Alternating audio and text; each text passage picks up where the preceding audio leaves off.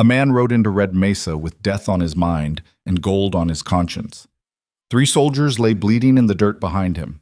The shipment they died protecting was already gone, and somewhere in this godforsaken town, the person who orchestrated the massacre was walking around pretending to be a friend. Rhett Calder dismounted slowly, his hand never leaving the rifle strapped to his saddle.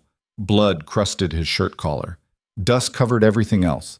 He'd been riding for 18 hours straight, and the only thing keeping him upright was the promise he'd made to a dying man. "Find them," Captain Morrison had whispered, his fingers clutching Rhett's sleeve, "before they blame you." The military convoy was supposed to be secret. The gold was supposed to reach the Sioux reservation without incident, and Rhett was supposed to be just another gun salesman passing through. Now, he was the only witness left alive. If you want to know how a scout became a hunter, how betrayal turned into justice, and how one man tracked killers across 200 miles of frontier hell, stay with me until the end. Hit that like button and drop a comment with your city so I can see how far this story travels. The first bullet had missed Rhett's head by 3 inches. He'd been crouched beside the lead wagon, checking the wheel axle, when the shot cracked through the canyon and took the driver's hat clean off. For half a second, everyone froze. Rhett, the 4 soldiers, the 2 supply handlers. Then the world exploded. Gunfire erupted from both sides of the narrow pass. Muzzle flashes lit up the rocks like lightning. Horses screamed and reared. One of the supply handlers went down immediately, clutching his throat. Rhett dove behind the wagon wheel as bullets punched through the canvas above him. "Ambush!" someone shouted, but the word was swallowed by the roar of rifles. Rhett pressed himself flat against the ground, his mind racing. This wasn't supposed to happen. The route was classified. Only 6 people knew they were coming through this canyon, and 3 of them were supposed to be waiting at the rendezvous point in Red Mesa. Captain Morrison and 2 soldiers returned fire from behind the second wagon. The captain was a stocky man with a thick mustache and steady hands. He'd survived 4 years of frontier warfare, and it showed. He didn't waste bullets. Every shot he fired meant something. But they were outnumbered and pinned down. Rhett counted at least 8 attackers, maybe more. They had the high ground and patience. One by one, they picked off the convoy. A soldier stumbled backward with a hole in his chest. Another collapsed across the wagon tongue, his rifle clattering onto the rocks. Rhett crawled forward, dragging his Winchester with him.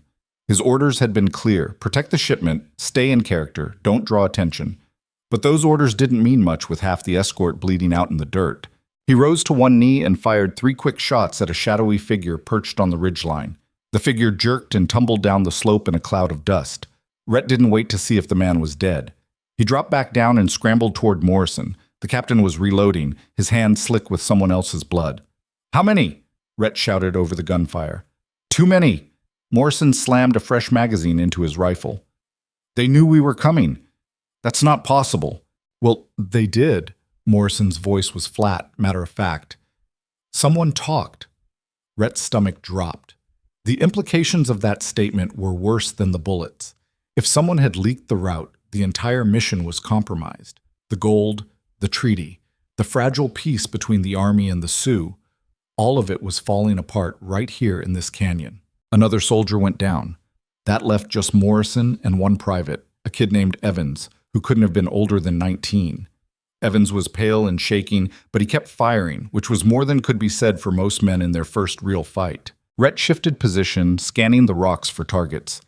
The attackers were moving now, closing in.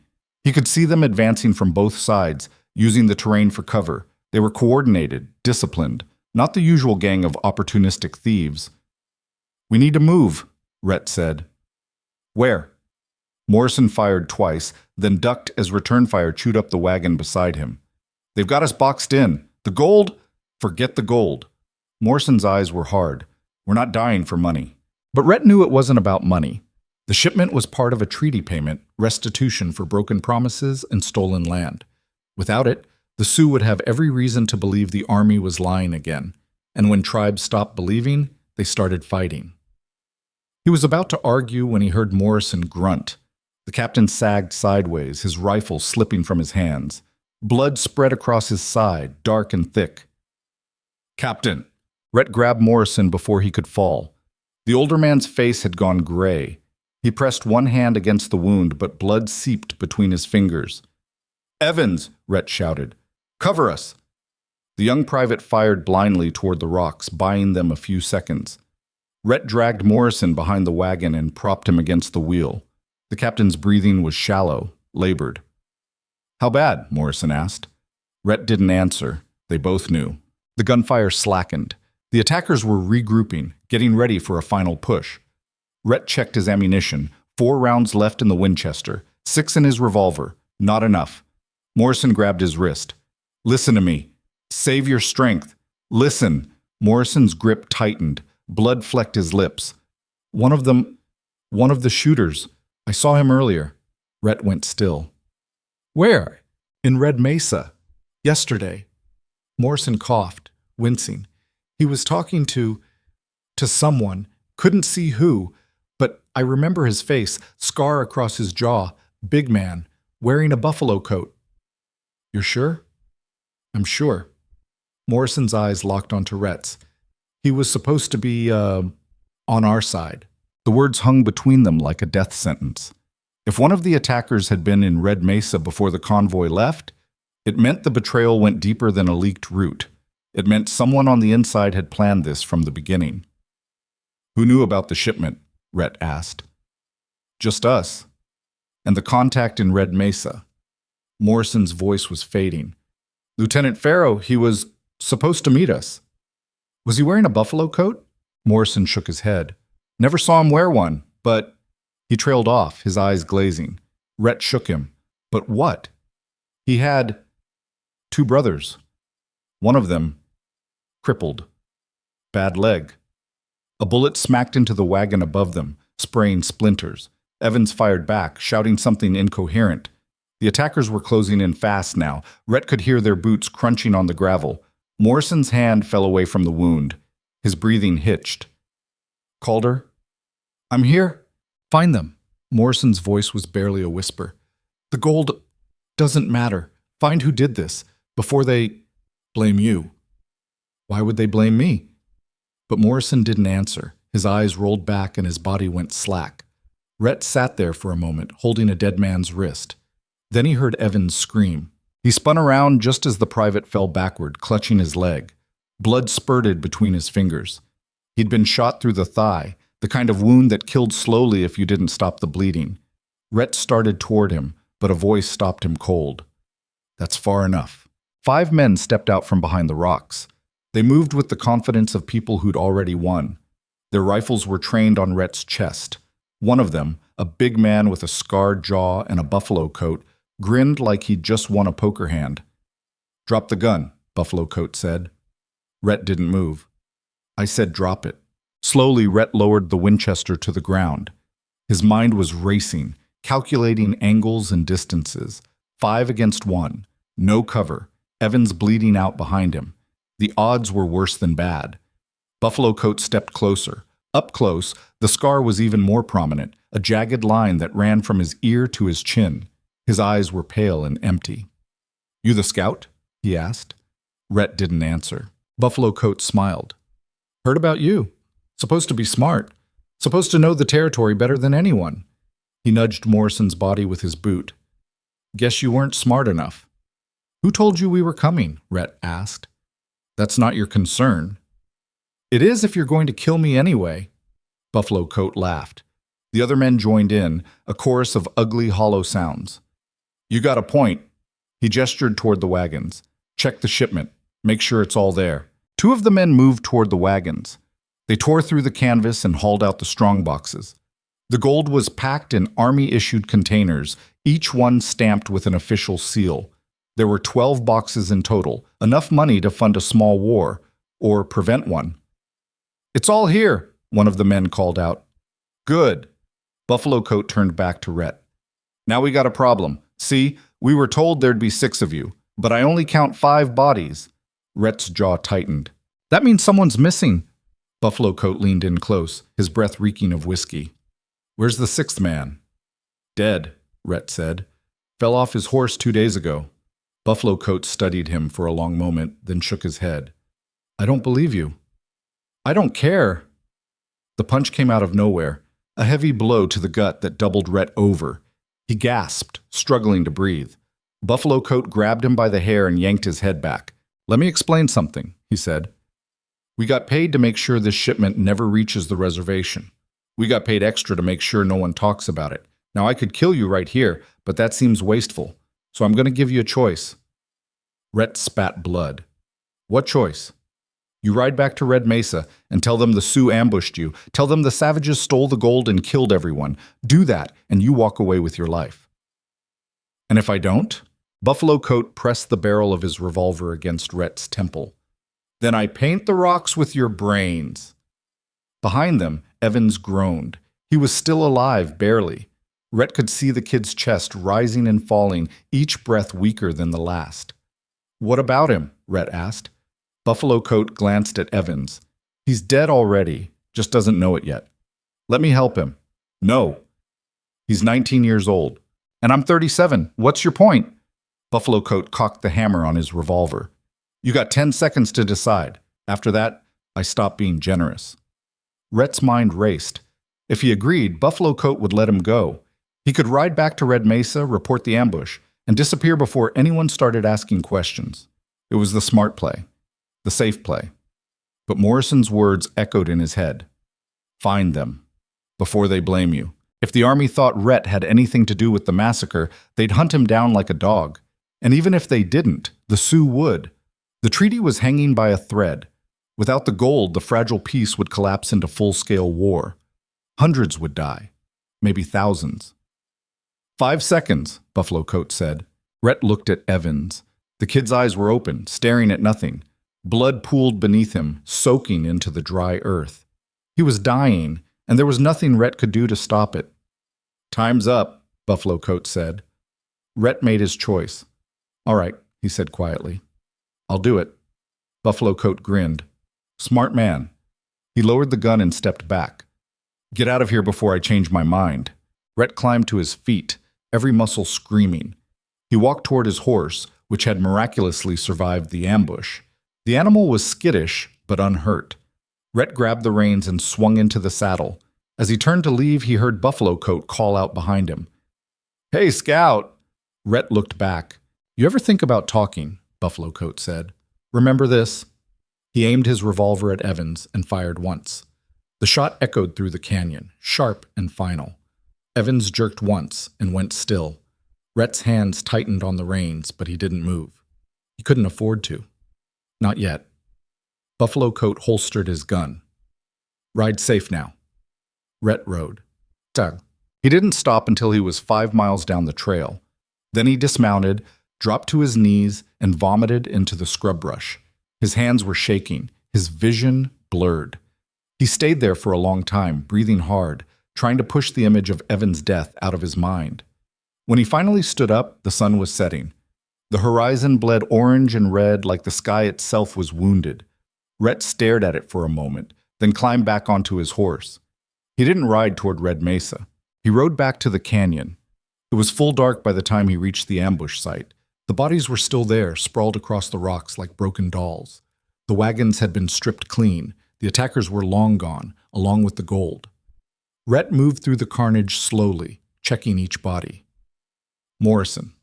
The 2 soldiers. The supply handlers, Evans, all dead, all cold. He found Morrison last.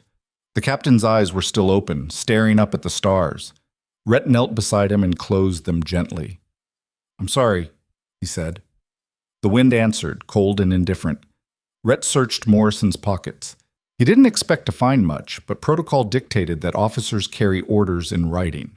Sure enough, tucked inside Morrison's jacket was a folded piece of paper. Rhett unfolded it carefully. It was a requisition form, standard Army issue. But scrawled in the margin, in Morrison's handwriting, were 3 words. Pharaoh. 2 brothers. Crippled. Rhett folded the paper and slipped it into his own pocket. Then he stood and looked around the canyon one last time. Buffalo Coat had said one of the attackers was supposed to be on their side. Morrison had confirmed it. That meant Lieutenant Pharaoh, or someone close to him, was involved in the betrayal, which meant Rhett needed to get to Red Mesa before anyone realized he wasn't dead. He mounted his horse and rode through the night. Huam. Red Mesa wasn't much of a town, a handful of buildings clustered around a dusty main street. A saloon, a general store, a stable, and a jail. Maybe 300 people lived there, most of them ranchers or drifters passing through. It was the kind of place where everyone knew everyone, and strangers stood out like blood on snow.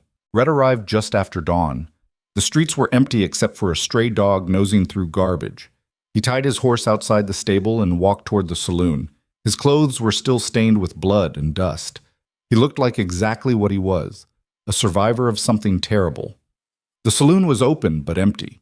A bartender stood behind the counter, wiping glasses with a dirty rag. He looked up when Rhett entered, his expression shifting from boredom to suspicion. "We don't open for another hour," the bartender said. Rhett ignored him. He walked to the bar and leaned against it, his legs threatening to give out. "Whiskey." "I just said, whiskey." Rhett's voice was flat, exhausted. "Now." The bartender hesitated, then shrugged. He poured a shot and slid it across the bar. Rhett downed it in one gulp. The burn helped. Not much, but enough. "You look like hell," the bartender said. "I've been there." Rhett pushed the glass back. "Another." The bartender poured. "You in some kind of trouble?" "Maybe." "Well, this ain't the place for it. Sheriff don't like trouble." "Where's the sheriff?" "Sleeping, like most people." The bartender eyed Rhett's blood-stained shirt. "What happened to you?" "Ambush. Canyon about 20 miles east." The bartender's face went pale. "The army convoy?" Rhett nodded. "Jesus." The bartender set the bottle down with a heavy thud. "Anyone else make it?" "No." "What about the shipment?" "Gone." The bartender swore under his breath. He glanced toward the back room, then lowered his voice. "You better talk to the sheriff, right now." "Where's Farrow?" Rhett asked. The bartender froze. "Who?" "Lieutenant Farrow. He was supposed to meet the convoy." "Don't know anyone by that name?" Rhett studied the man's face. He was lying, badly. "Try again." "I told you I don't..." "But..." Rhett grabbed the bartender by the collar and yanked him halfway across the bar. 5 men died last night. Good men. And the person responsible was supposed to be in this town. So I'm going to ask you one more time. Where the hell is Farrow? The bartender's eyes were wide with fear. He left 2 days ago. Said he had business in Snake River. Snake River? Outlaw town. About 100 miles north. The bartender swallowed hard. Look, I don't know what he was into. He paid for a room, kept to himself. That's all I know. Rhett released him. The bartender stumbled back, rubbing his throat. Did he have anyone with him? Rhett asked. 2 men, brothers, I think. One of them walked with a limp. Rhett's blood went cold. 2 brothers. Crippled. Morrison had been right. What did they look like? Rhett asked. The one with the limp was skinny, mean-looking. The other was bigger, meaner, had a scar on his face. Buffalo coat. They still in town? Rhett asked. No, they left with Farrow. Rhett turned and walked toward the door. Hey, the bartender called after him. What are you going to do? Rhett didn't answer. He stepped out into the morning sun and untied his horse. His body ached. His head throbbed. But he didn't care. He had names now, faces, a destination. Snake River was 100 miles north. If he rode hard, he could make it in 3 days. Maybe less. He climbed into the saddle and turned his horse toward the horizon. Behind him, the bartender stood in the doorway, watching. You're going to get yourself killed, he muttered. But Rhett was already gone. Itak. The ride north was brutal. The terrain was unforgiving. Rocky hills, dry creek beds, stretches of desert that shimmered in the heat. Rhett pushed his horse as hard as he dared, stopping only to water the animal and rest for a few hours each night. On the second day, he passed through a small settlement called Broken Bow. It wasn't much, just a trading post and a few tents, but the post operator remembered seeing 3 men ride through 2 days earlier. One of them had a scar, the operator said. Bought supplies and moved on. Didn't say where they were headed. How long ago? Day and a half, maybe? Rhett thanked him and kept riding. By the 3rd day, he could see the mountains in the distance. Snake River lay somewhere in the foothills, hidden from the army and the law. It was the kind of place where wanted men went to disappear, which made it the perfect place for Buffalo Coat and his partners to hide. Rhett rode into Snake River just before sunset. The town was bigger than he expected, maybe 50 buildings, including a bank, 2 saloons, and a hotel. But there was no sheriff's office, no law at all, just outlaws and opportunists living on borrowed time. He tied his horse outside one of the saloons and stepped inside. The place was packed with rough-looking men drinking, gambling, and fighting. Nobody paid him much attention. In Snake River, strangers were common. Rhett ordered a beer and found a corner table. From there, he watched the room, scanning faces. He didn't expect to find Buffalo Coat sitting in plain sight, but stranger things had happened. An hour passed. Then 2. The crowd shifted as people came and went, but Rhett stayed put. He was patient. He'd spent years tracking animals through the wilderness. Tracking men wasn't much different. Just before midnight, he saw him. Buffalo Coat walked into the saloon like he owned the place. The scarred jaw, the cold eyes, the buffalo coat. It was him. He wasn't alone. 2 men flanked him, one tall and broad-shouldered, the other thin and limping. 2 brothers, crippled. Rhett's hand moved toward his gun, but he stopped himself. The saloon was crowded. If he started shooting now, he'd be dead before Buffalo Coat hit the floor. He needed a plan. Buffalo Coat and the brothers took a table near the back. They ordered whiskey and talked in low voices. Rhett couldn't hear what they were saying, but he didn't need to. He knew what they were celebrating. He waited until Buffalo Coat stood up and headed toward the back door, probably to relieve himself. Then Rhett followed. The alley behind the saloon was dark and empty. Buffalo Coat was standing against the wall, his back turned. Rhett drew his revolver and stepped forward. "Don't move." Buffalo Coat froze. Slowly, he raised his hands. "I know that voice. Turn around." Buffalo Coat turned. When he saw Rhett, he smiled. "Well, I'll be damned. The scout. I thought I told you to ride back to Red Mesa." "You did." "So why are you here?" Rhett cocked the hammer on his revolver. "Because you killed the wrong man." Buffalo Coat's smile faded. "Which one?" "All of them."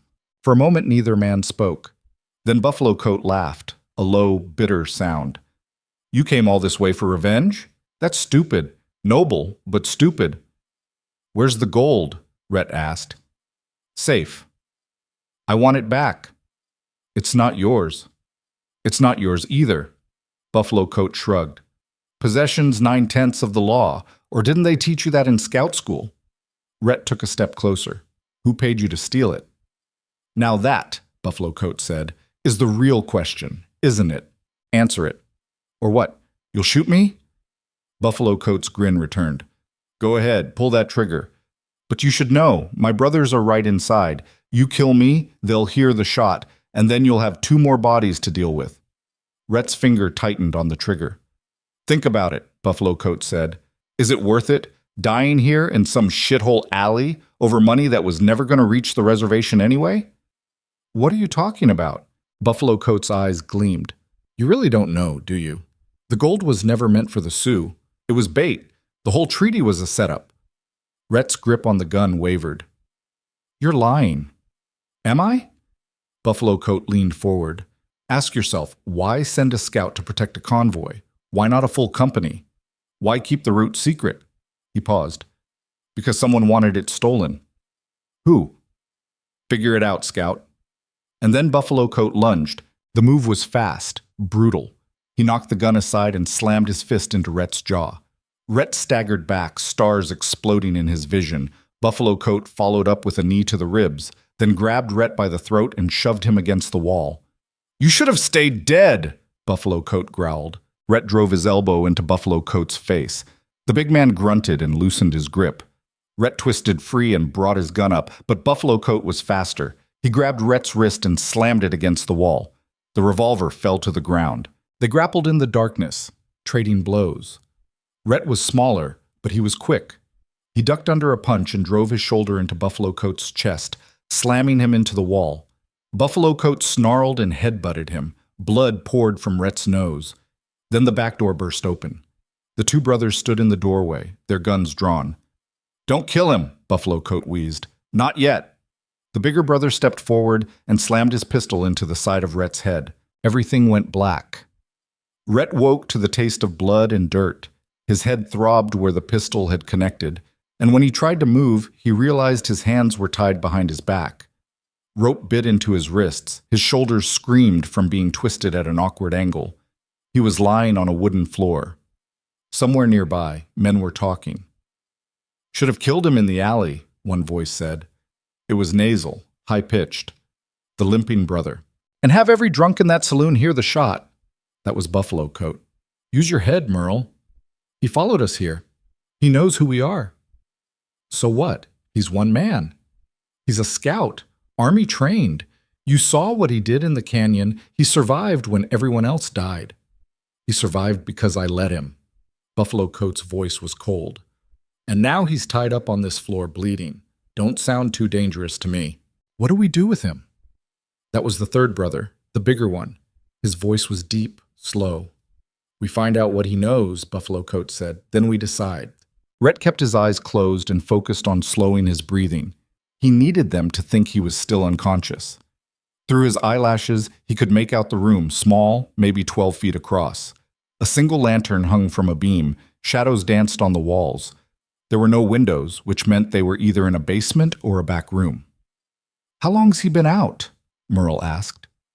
"Hour, maybe." Buffalo Coat's boot scraped across the floor as he walked closer. "Wake him up." Someone kicked Rhett in the ribs. Pain exploded through his side, and he couldn't suppress the groan that escaped his lips. "There we go," Buffalo Coat said.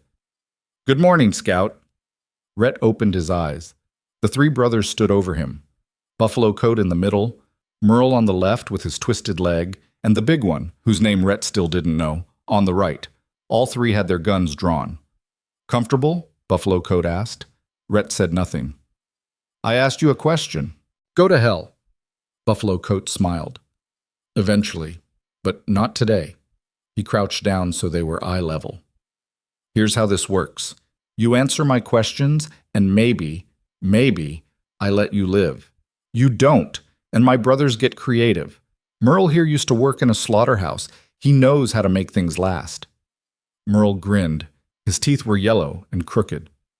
"First question," Buffalo Coat said. "Who else knows you're here?" "Everyone," Rhett said. Buffalo Coat hit him. It was a quick practice blow to the jaw that snapped Rhett's head sideways. Blood filled his mouth. "Try again," Buffalo Coat said. "Who else knows?" Rhett spat blood onto the floor. "The bartender in Red Mesa, the trading post operator in Broken Bow, half the people in this town. They know a stranger rode through. They don't know who you are or why you're here." Buffalo Coat leaned closer. "So I'll ask one more time. Who else knows?" Rhett met his eyes. "No one." Buffalo Coat studied him for a long moment, then nodded.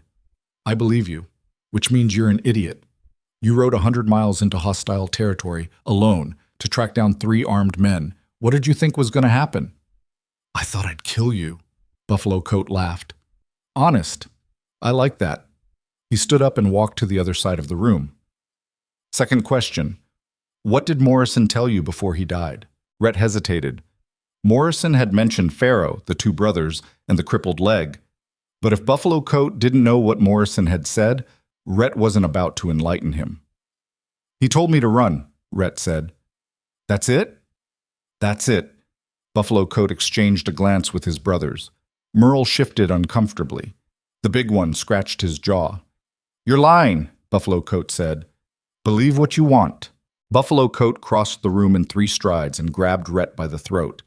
"Listen to me very carefully. Morrison was an officer. Officers don't die quiet. They give orders, even with a bullet in their gut. So whatever he told you, I need to know." Rhett struggled to breathe. His vision started to blur. He said you were wearing a buffalo coat." Buffalo Coat's grip tightened. "What else?" "Nothing." "What else?" "Nothing." Buffalo Coat released him. Rhett gasped, sucking in air. His throat felt like it had been crushed. "Search him," Buffalo Coat said. The big brother moved forward and started going through Rhett's pockets. He pulled out a folding knife, a box of matches, and the folded requisition form. He handed the paper to Buffalo Coat. Buffalo Coat unfolded it and read Morrison's scrawled notes. His face darkened. "Well," he said quietly, "looks like Morrison was more talkative than we thought." "What's it say?" Merle asked. Buffalo Coat crumpled the paper and tossed it into the corner. It says our friend here knows about Pharaoh. Merle swore. That's bad. No, Buffalo Coat said. It's fine, because he's not going to live long enough to tell anyone.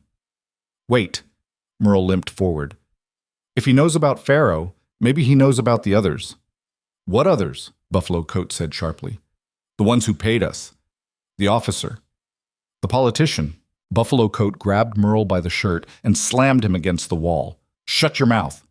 I'm just saying us. I know what you're saying, and I'm telling you to shut up. Buffalo Coat's voice was low, dangerous. We don't talk about them. Not here. Not anywhere. Merle nodded quickly. Buffalo Coat released him and turned back to Rhett. You hear that, Scout?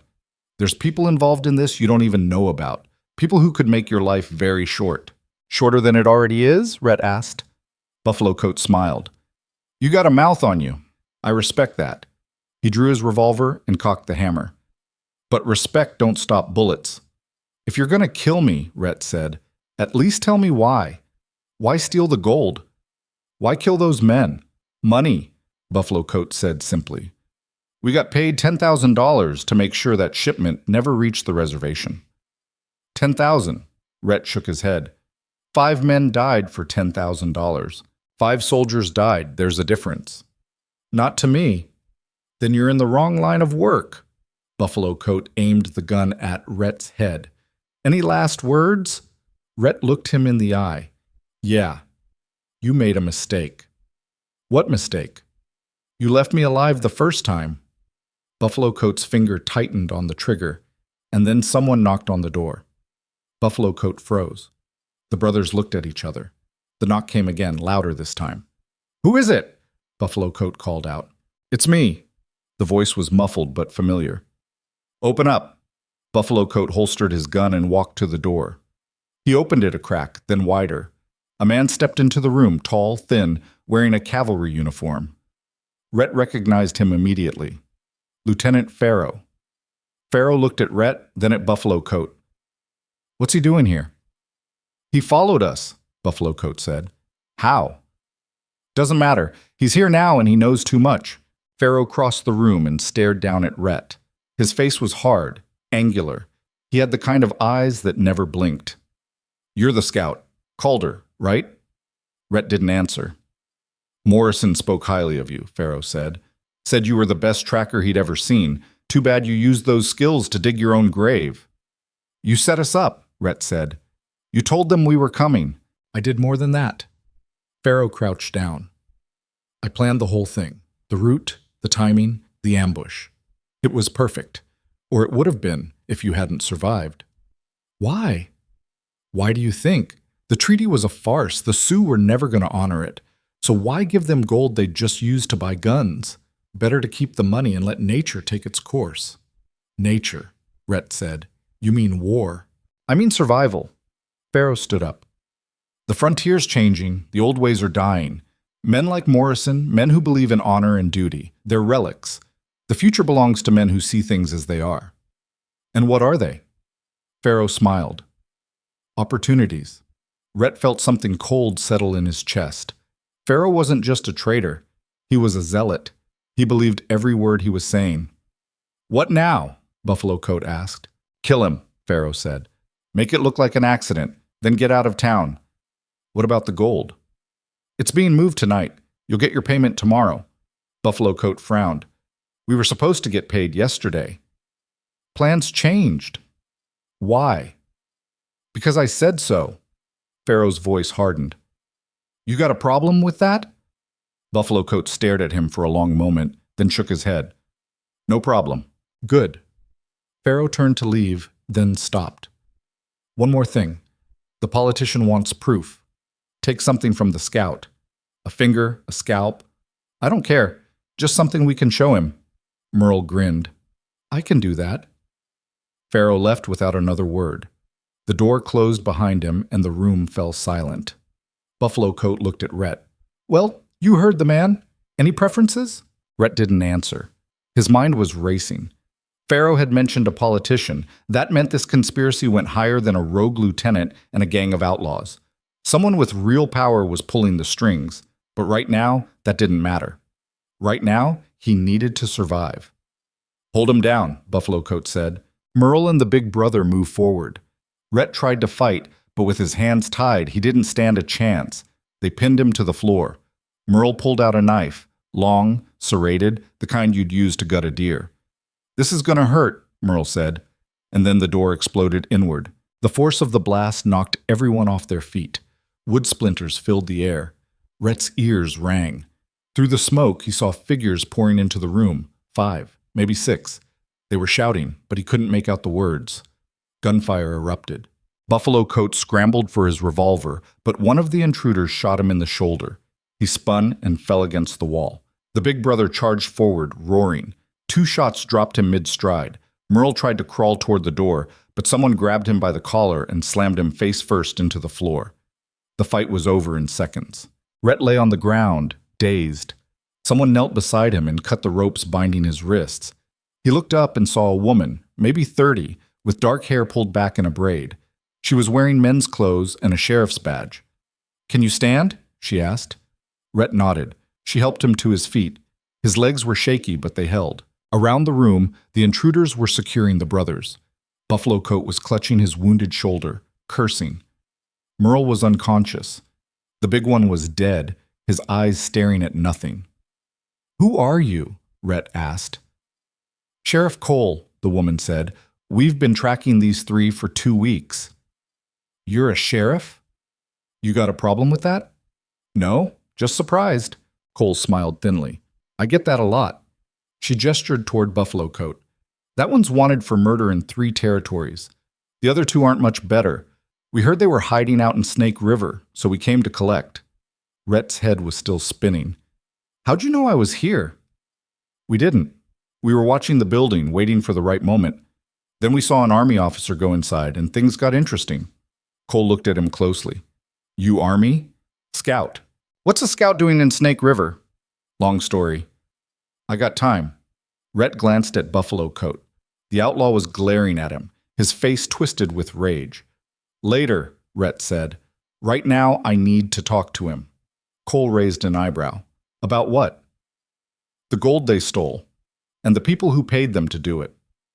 "That sounds like army business." "It is." Cole studied him for a moment, then nodded. "All right, but make it quick. I want to get these 3 locked up before someone decides to start a rescue party." Rhett walked over to Buffalo Coat.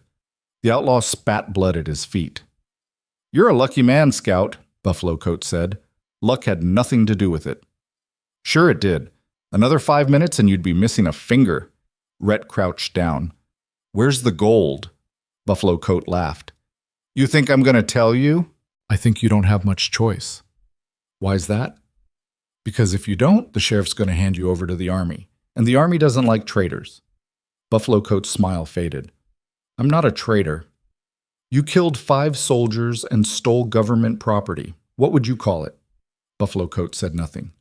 "Tell me where the gold is," Rhett said, "and maybe I can convince the sheriff to let the army deal with you quietly.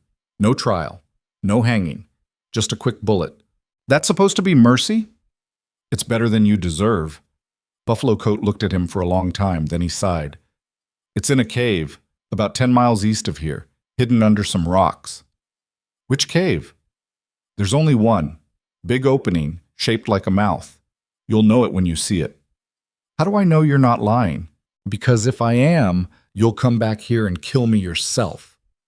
Buffalo Coat leaned his head against the wall. "The gold's there, all 12 boxes. We were supposed to move it tonight, but Pharaoh kept changing the plan." "Why?" "How should I know? Maybe he's getting cold feet. Maybe he's got another buyer. All I know is we did the job, and we're still waiting for our money." Rhett stood up. "Who's the politician Pharaoh mentioned?" Buffalo Coat smirked. "Now that's the real question, isn't it?" "Answer it." "Can't. Don't know his name. Pharaoh kept it secret, said it was safer that way." "You're lying." "I'm not. All I know is he's someone important, someone with enough pull to make this whole thing disappear." Buffalo Coat coughed, grimacing. "You want my advice? Take the gold, ride back to the fort, and forget this ever happened, because if you go after the people at the top, they'll crush you." Rhett turned and walked away. Cole was waiting by the door, her arms crossed. "Get what you needed?" she asked. "Enough." "What now?" "I need to find that cave." Cole frowned. "Alone? I work better that way." "That's a good way to get yourself killed." "I'll manage." Cole shook her head. "You're stubborn. I'll give you that." She gestured toward the door. "Go on. But if you need help, you know where to find me." Rhett nodded and stepped out into the night.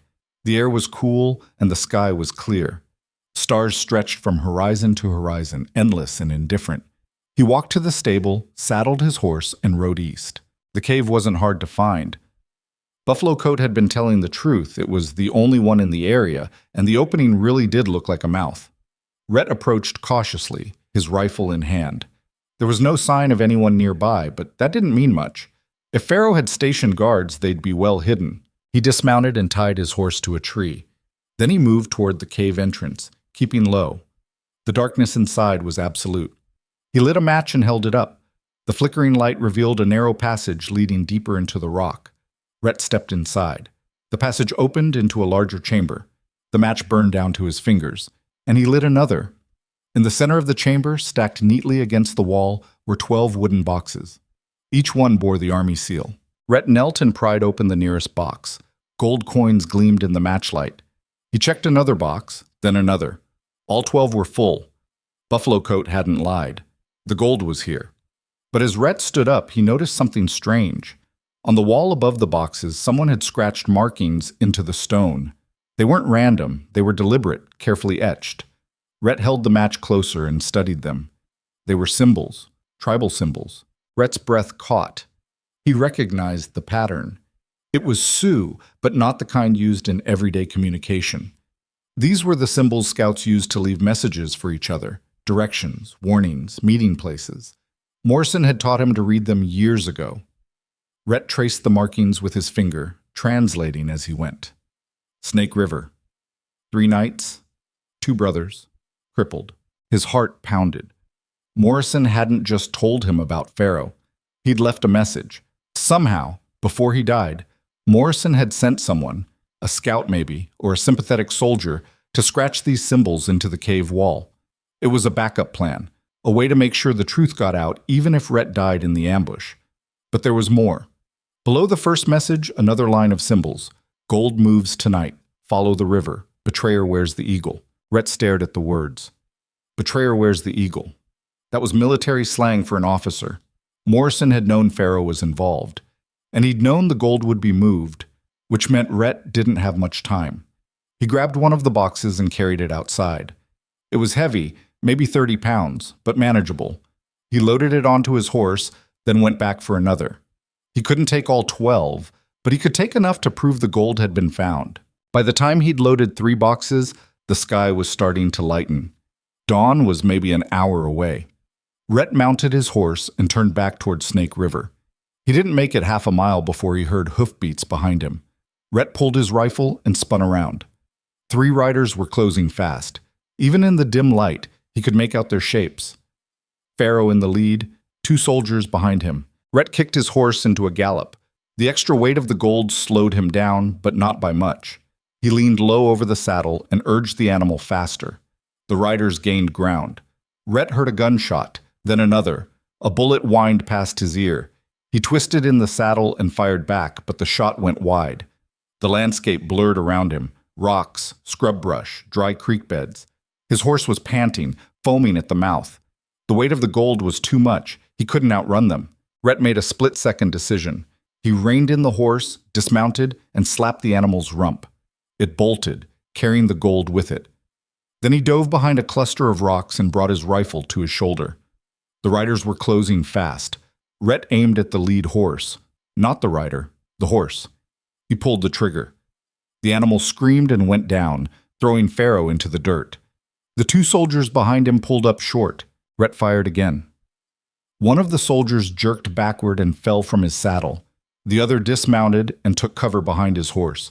Pharaoh was on his feet now, his face bloody. He drew his revolver and fired twice.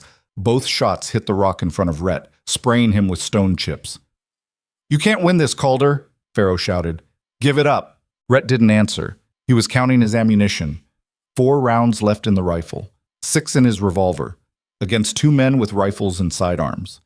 The odds weren't good. The surviving soldier moved to flank him, using the rocks for cover. Rhett tracked him through the rifle sight but didn't fire. He needed to make every shot count. Pharaoh advanced from the other side, moving carefully. "I'll make you a deal," he called out. "Leave the gold and walk away. You can tell your story to whoever you want. No one will believe you." "They'll believe the gold," Rhett said. "What gold?" "I don't see any gold." Rhett glanced toward his horse. It had stopped about 50 yards away, the boxes still strapped to its back. If Pharaoh got to it first, this whole thing would be for nothing. The soldier fired. The shot clipped the top of the rock, inches from Rhett's head. Rhett dropped flat and rolled to his left, coming up behind a different boulder. He fired once, and the soldier yelped. Rhett couldn't tell if he'd hit him or just scared him, but it bought him a few seconds. Pharaoh was still advancing. Rhett could see him now, moving from rock to rock, closing the distance. 10 yards. 8, 6. Rhett waited until Pharaoh was almost on top of him, then stepped out from cover. They fired at the same time. Pharaoh's shot missed. Rhett's didn't. The bullet caught Pharaoh in the chest, just below the collarbone. He staggered, his eyes wide with shock. For a moment he just stood there, swaying. Then he dropped to his knees. The soldier saw his officer go down and panicked. He broke from cover, firing wildly as he ran toward Pharaoh. Rhett shot him twice. The man fell and didn't move. Rhett walked over to Pharaoh. The lieutenant was still alive, but barely. Blood soaked his uniform. His breathing was shallow, ragged. "You're a dead man," Pharaoh gasped. "They'll never let you tell." "Who?" Rhett asked. "Who paid you?" Pharaoh smiled, blood on his teeth. "You'll see." And then he died.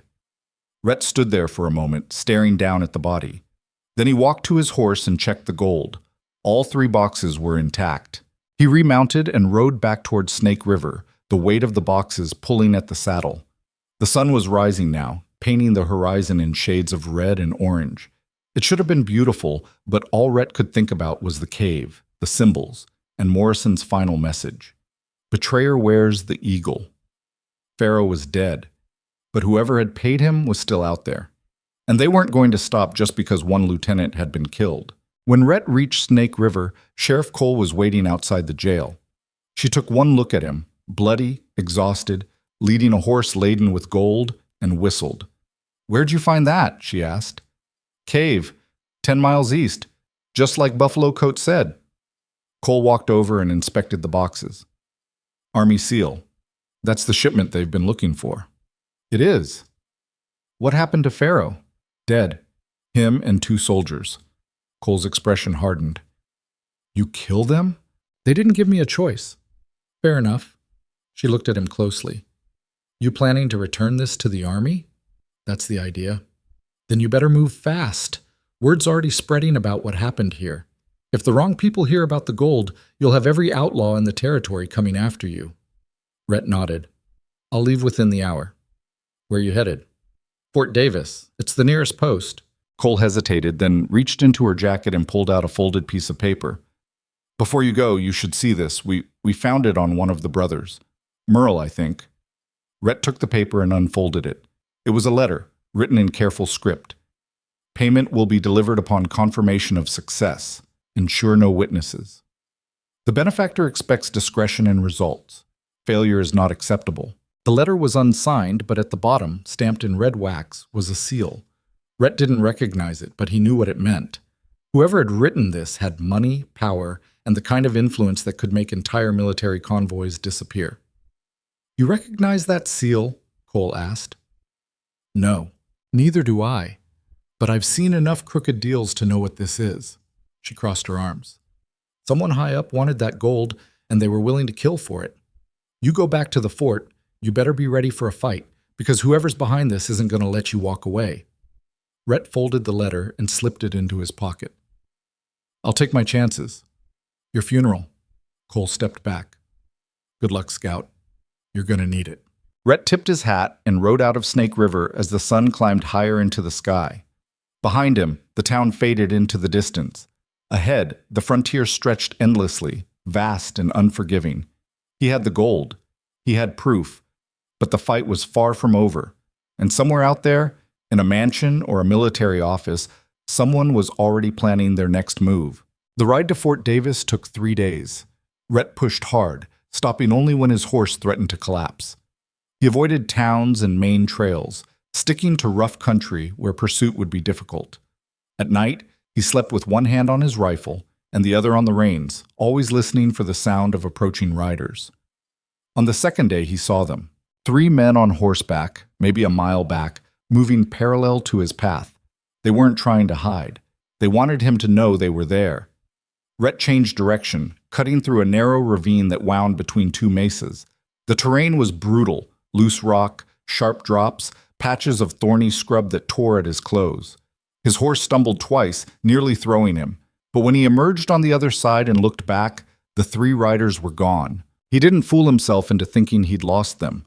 They were just waiting for the right moment. That night, he made camp in a dry wash surrounded by boulders. No fire, no light. He ate jerky and hardtack in the dark and tried not to think about what would happen if the riders found him before he reached the fort. The gold sat beside him, 3 heavy boxes that represented more than money. They represented proof. Evidence that someone in a position of power had orchestrated the massacre of 5 soldiers and the theft of government property. Evidence that could start a war or prevent one, depending on who saw it first. Rhett lay on his back and stared at the stars. Somewhere up there, Morrison was looking down, probably shaking his head. The captain had always told him that scouts were supposed to observe and report, not get involved. But Morrison had also been the kind of man who couldn't walk away from injustice, and Rhett supposed that's where he'd learned it. He closed his eyes and tried to sleep. But every sound made him reach for his rifle. A coyote howling, the wind rattling through the rocks, his own horse shifting its weight. When dawn finally came, he was exhausted and wired at the same time. He saddled up and rode hard toward Fort Davis, his eyes scanning the horizon for any sign of the 3 riders. He saw them again at midday. Closer this time. Close enough that he could make out details. One wore a black hat, another had a red bandana tied around his neck. The third was heavy-set with a rifle slung across his back. They still weren't charging. They were hurting him. Rhett realized with a cold clarity that they weren't trying to catch him. They were steering him towards something, someone. He pulled up short and studied the land ahead. The trail he'd been following led through a narrow gap between 2 ridges. Perfect ambush country. If he went through there, he'd be boxed in with no way out. He turned his horse and headed south instead, away from the fort. The 3 riders immediately adjusted their course, moving to cut him off. Rhett kicked his horse into a gallop. The animal responded, tired but game. They raced across open ground, the sun beating down mercilessly. A gunshot cracked behind him, then another. Rhett didn't look back. He leaned low over the saddle and urged his horse faster. The landscape blurred, rocks, scrub, patches of cracked earth. Ahead, he saw a cluster of ruins, old adobe structures, long abandoned. He made for them, hoping for cover. More gunshots. One bullet kicked up dirt to his left. Another whistled past his ear. His horse stumbled but kept running. Rhett reached the ruins and dove from the saddle before the animal had fully stopped. He grabbed the gold boxes and dragged them behind a crumbling wall. His horse, freed of its burden, bolted. The 3 riders pulled up 50 yards away. They dismounted and spread out, using the terrain for cover. Rhett counted his ammunition again. 2 rounds in the rifle, 4 in his revolver. Against 3 armed men. He'd been in worse situations. Not many, but some. "Calder!" one of them shouted. The man with the black hat. "We just want the gold. Toss it out, and we'll let you ride." Rhett didn't answer. He was scanning the ruins, looking for advantages. The walls were mostly intact on the north side, which gave him some protection, but there were gaps everywhere, and the structure was too small to hold off a sustained assault. "You hear me?" Black Hat called. "This doesn't have to get ugly." "It's already ugly," Rhett muttered. He shifted position, moving to a different gap in the wall. From there, he could see Red Bandana creeping forward, using a low ridge for cover. Rhett aimed carefully and fired. The shot missed, but it was close enough to make Red Bandana dive flat. "Son of a bitch is dug in," he heard someone say. "Then we flush him out," another voice replied.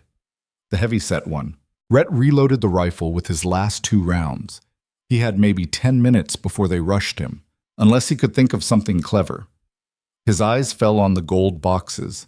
Each one weighed about 30 pounds, heavy enough to do damage if thrown properly. And if he couldn't keep the gold, he sure as hell wasn't going to let these three have it. He picked up one of the boxes and tested its weight. Then he stood, exposing himself for just a second, and hurled it toward Red Bandana's position. The box tumbled through the air and crashed into the ridge with a dull thud. Coins spilled out, glittering in the sunlight. Red Bandana froze, staring at the gold. "What the hell?" Black Hat said. Rhett threw the second box. It landed closer to Black Hat, splitting open on impact. More gold scattered across the ground. "He's throwing it away!" Heavyset shouted. For a moment, all three riders just stared at the gold. And in that moment of hesitation, Rhett grabbed the third box, sprinted to the opposite side of the ruins, and kept running. Behind him, he heard shouting, then arguing, then a single gunshot. Rhett didn't look back. He ran until his lungs burned and his legs threatened to give out. When he finally stopped, he was half a mile from the ruins, crouched behind a jumble of boulders. He could still see the riders. They were fighting over the gold. One of them, Red Bandana, was on the ground, not moving. The other two were pointing guns at each other, shouting. Rhett couldn't hear the words, but the body language was clear. The promise of easy money had turned them against each other faster than he could have imagined. Greed was a hell of a weapon. Rhett watched until Black Hat and Heavyset mounted up and rode in opposite directions, each carrying a share of the gold. Then he stood, adjusted the single remaining box under his arm, and started walking toward Fort Davis. He didn't have a horse anymore. He didn't have most of the gold, but he had enough to prove what had happened. And right now, that was all that mattered. The fort appeared on the horizon late the next afternoon.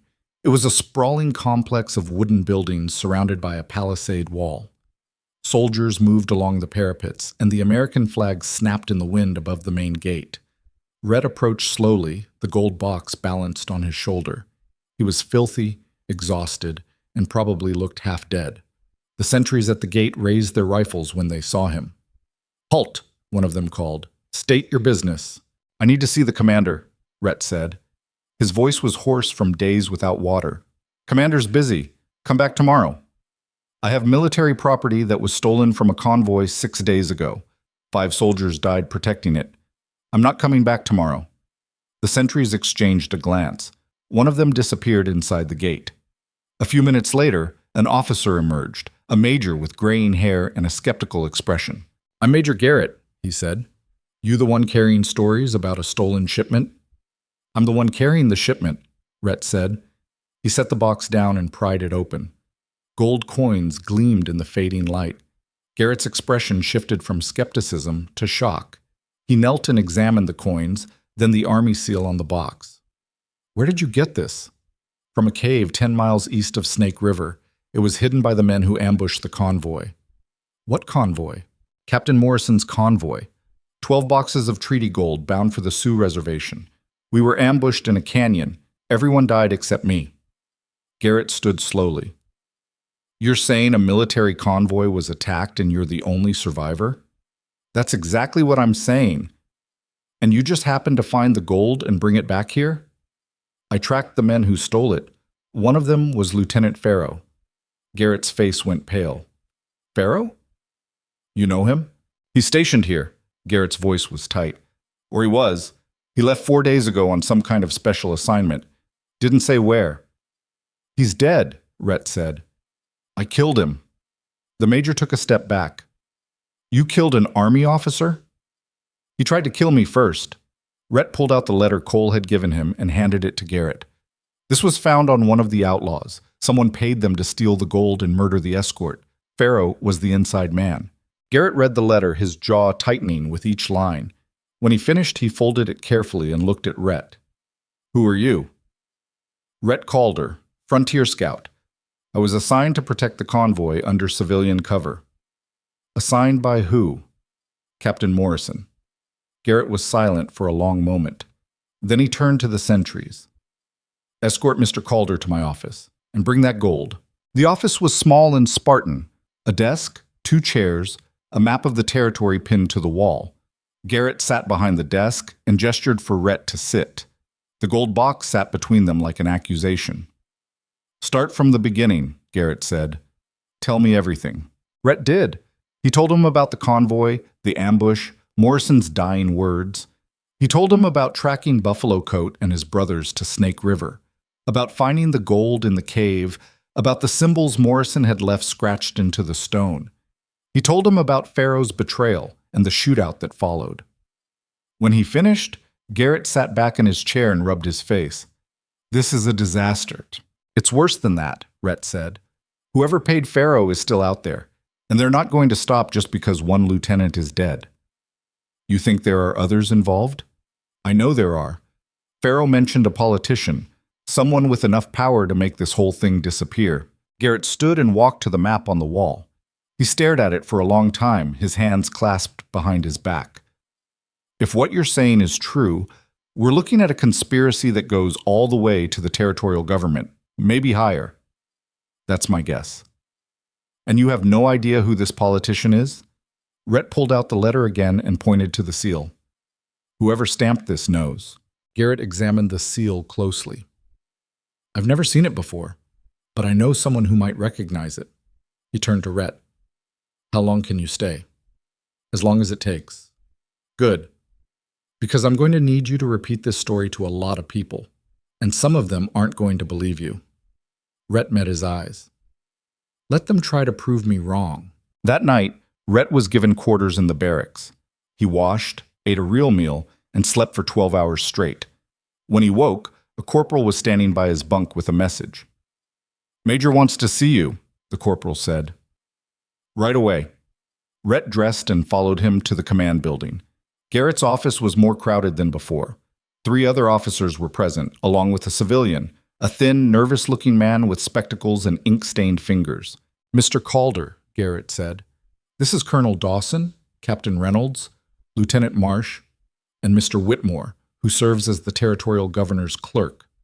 Rhett nodded to each of them. Dawson was a hard-faced man with cold eyes. Reynolds looked bored. Marsh was young and eager. Whitmore looked like he'd rather be anywhere else. We've been reviewing your statement, Dawson said.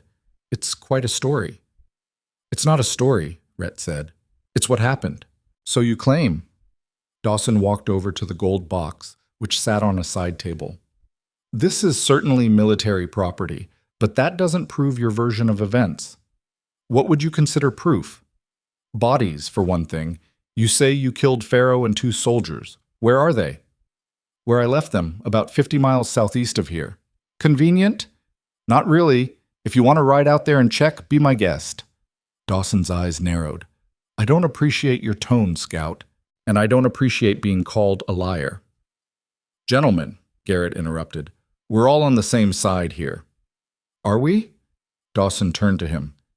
This man walks in with wild accusations about a decorated officer, produces a single box of gold, and expects us to take his word for everything. For all we know, he's the one who stole the shipment. Then why would I bring it back? Rhett asked. Guilt? Fear?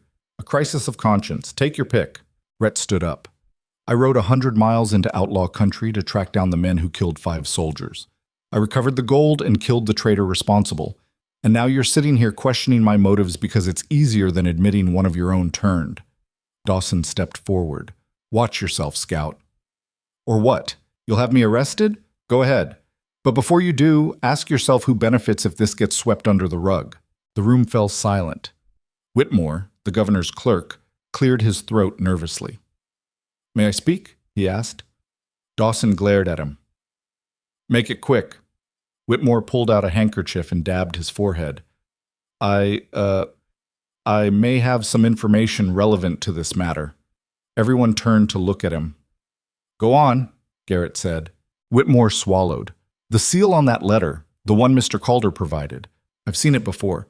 It belongs to a man named Augustus Brennan. He's a territorial senator, very influential, very connected. Dawson's face went rigid. You're certain? Yes, sir. I've processed documents with that seal before. It's distinctive. And where's Senator Brennan now? Garrett asked. He's in the territorial capital, about 3 days' ride from here. Rhett looked at Garrett. That's your politician. Dawson shook his head. This is absurd. Augustus Brennan is a respected public servant. He wouldn't be involved in something like this. Why not? Rhett asked. He had motive. The treaty gold was meant to keep peace with the Sioux. If someone wanted war, if someone stood to profit from war, stealing that gold would be a good way to start one. And why would Brennan want war? I don't know, but I intend to find out. Dawson turned to Garrett. Major, I strongly advise against pursuing this any further. Accusing a senator without concrete evidence could have serious consequences. We have evidence, Garrett said. The letter, the seal, the testimony of a witness, the testimony of a scout with a grudge. Rhett stepped forward. I don't have a grudge. I have dead friends and a duty to see justice done. If that scares you, Colonel, maybe you should ask yourself why. Dawson's hand moved toward his sidearm. Reynolds and Marsh both tensed. For a moment it looked like violence was about to erupt in the middle of the command office. Then Whitmore spoke up again. There's one more thing, he said quietly. Everyone looked at him. Senator Brennan recently purchased a large tract of land along the northern border, prime grazing territory, but it's currently part of the Sioux reservation. Garrett's eyes widened. He's trying to grab reservation land. It would seem so, yes. If the treaty falls apart, the government would likely renegotiate the boundaries, and Senator Brennan would be in a position to acquire the land legally. Rhett felt a cold satisfaction settle over him. The pieces were falling into place. Brennan had paid Farrow and the Outlaws to steal the gold, knowing it would provoke the Sioux and invalidate the treaty. Once war broke out, the army would push the Sioux back, and Brennan could swoop in and buy up the vacated land for pennies on the dollar. It was ruthless, calculated, and it had cost 5 good men their lives. We need to arrest Brennan, Garrett said. On what grounds? Dawson demanded. A seal on a letter that could have been forged. Hearsay from a clerk? On the grounds that he conspired to murder federal soldiers and steal government property, Rhett said. Dawson shook his head. You'll never make it stick. Brennan has friends in high places. The moment you move against him, they'll close ranks. Then what do you suggest? Garrett asked. Dawson was silent. Rhett looked at each of them in turn. You're all scared, he said. Scared of what happens if you go after someone powerful. Scared of losing your careers, your reputations, your lives. I get it. But while you're standing here afraid, Brennan is out there planning his next move, and if we don't stop him, more people will die. What do you propose? Marsh asked. He was the first one besides Garrett who seemed willing to act. I go to the Capitol, Rhett said. I confront Brennan directly. I make him confess. That's suicide, Reynolds said. Maybe. But it's the only way to get the truth. Garrett shook his head. I can't authorize that. It's too dangerous. I'm not asking for authorization. Rhett turned toward the door. I'm telling you what I'm going to do. Calder, wait. Rhett stopped. Rhett, Garrett walked over to him. If you're going to do this, you'll need help. Take Marsh with you. He's a good officer and a better shot. Marsh straightened. Sir? Consider it an assignment, Lieutenant. You're to accompany Mr. Calder to the Capitol and provide whatever assistance he requires. Yes, sir. Dawson started to protest, but Garrett cut him off. This conversation is over, Colonel. Dismissed. They left at dawn the next morning. Rhett and Lieutenant Marsh, riding side by side toward the territorial capital. The fort fell away behind them, and the open frontier stretched ahead. Marsh was quiet for the first few hours. Then, as they stopped to water the horses, he spoke. Can I ask you something? Go ahead. Why are you doing this? You could have taken the gold, disappeared, and lived like a king for the rest of your life. Rhett stared at the horizon. Because 5 men died trusting me to do the right thing, and I don't break promises. Marsh nodded slowly. Morrison was your captain, wasn't he? He was. I heard stories about him. They said he was one of the best. He was. Then I'm glad I'm riding with you. If you learned from him, I figure we've got a fighting chance. Rhett allowed himself a small smile. We'll see. They rode on. The capital came into view on the 3rd day. It was a sprawling city compared to the frontier towns Rhett was used to. Brick buildings, paved streets, electric streetlights. People moved with purpose, dressed in fine clothes, carrying newspapers and briefcases. Rhett felt out of place. He was covered in trail dust, his clothes were worn, and he smelled like horse sweat. But he walked into that city with his head high and his rifle on his shoulder, Lieutenant Marsh at his side. They found a hotel and took a room. Then Marsh went to scout the senator's residence while Rhett cleaned up and planned their next move. When Marsh returned, his expression was grim. "Brennan's place is a fortress," he said. "High walls, guards at every entrance, dogs patrolling the grounds. We're not getting in without an invitation." "Then we get an invitation," Rhett said. "How?" Rhett pulled out a piece of paper and started writing. When he finished, he handed it to Marsh. "Deliver this to Brennan. Tell his people it's urgent." Marsh read the note. His eyes widened. "You're bluffing." "Maybe. But Brennan doesn't know that." Marsh left. An hour later, he returned with a reply. Brennan would see them that evening at his residence. Rhett checked his revolver, made sure it was loaded, and slipped it into his holster. Then he and Marsh walked through the streets of the capital toward the home of a man who had ordered 5 soldiers murdered. The mansion was exactly as Marsh had described. Imposing, fortified, intimidating. Guards stood at the gate, eyeing them suspiciously. "We're here to see Senator Brennan," Rhett said. One of the guards nodded and led them inside. The senator was waiting in a lavish study, surrounded by leather-bound books and expensive furniture. He was a tall man in his 50s, with silver hair and a politician's smile. But his eyes were cold. "Mr. Calder," he said, extending a hand. "I've heard so much about you." Rhett didn't take the hand. "I doubt that." Brennan's smile didn't waver.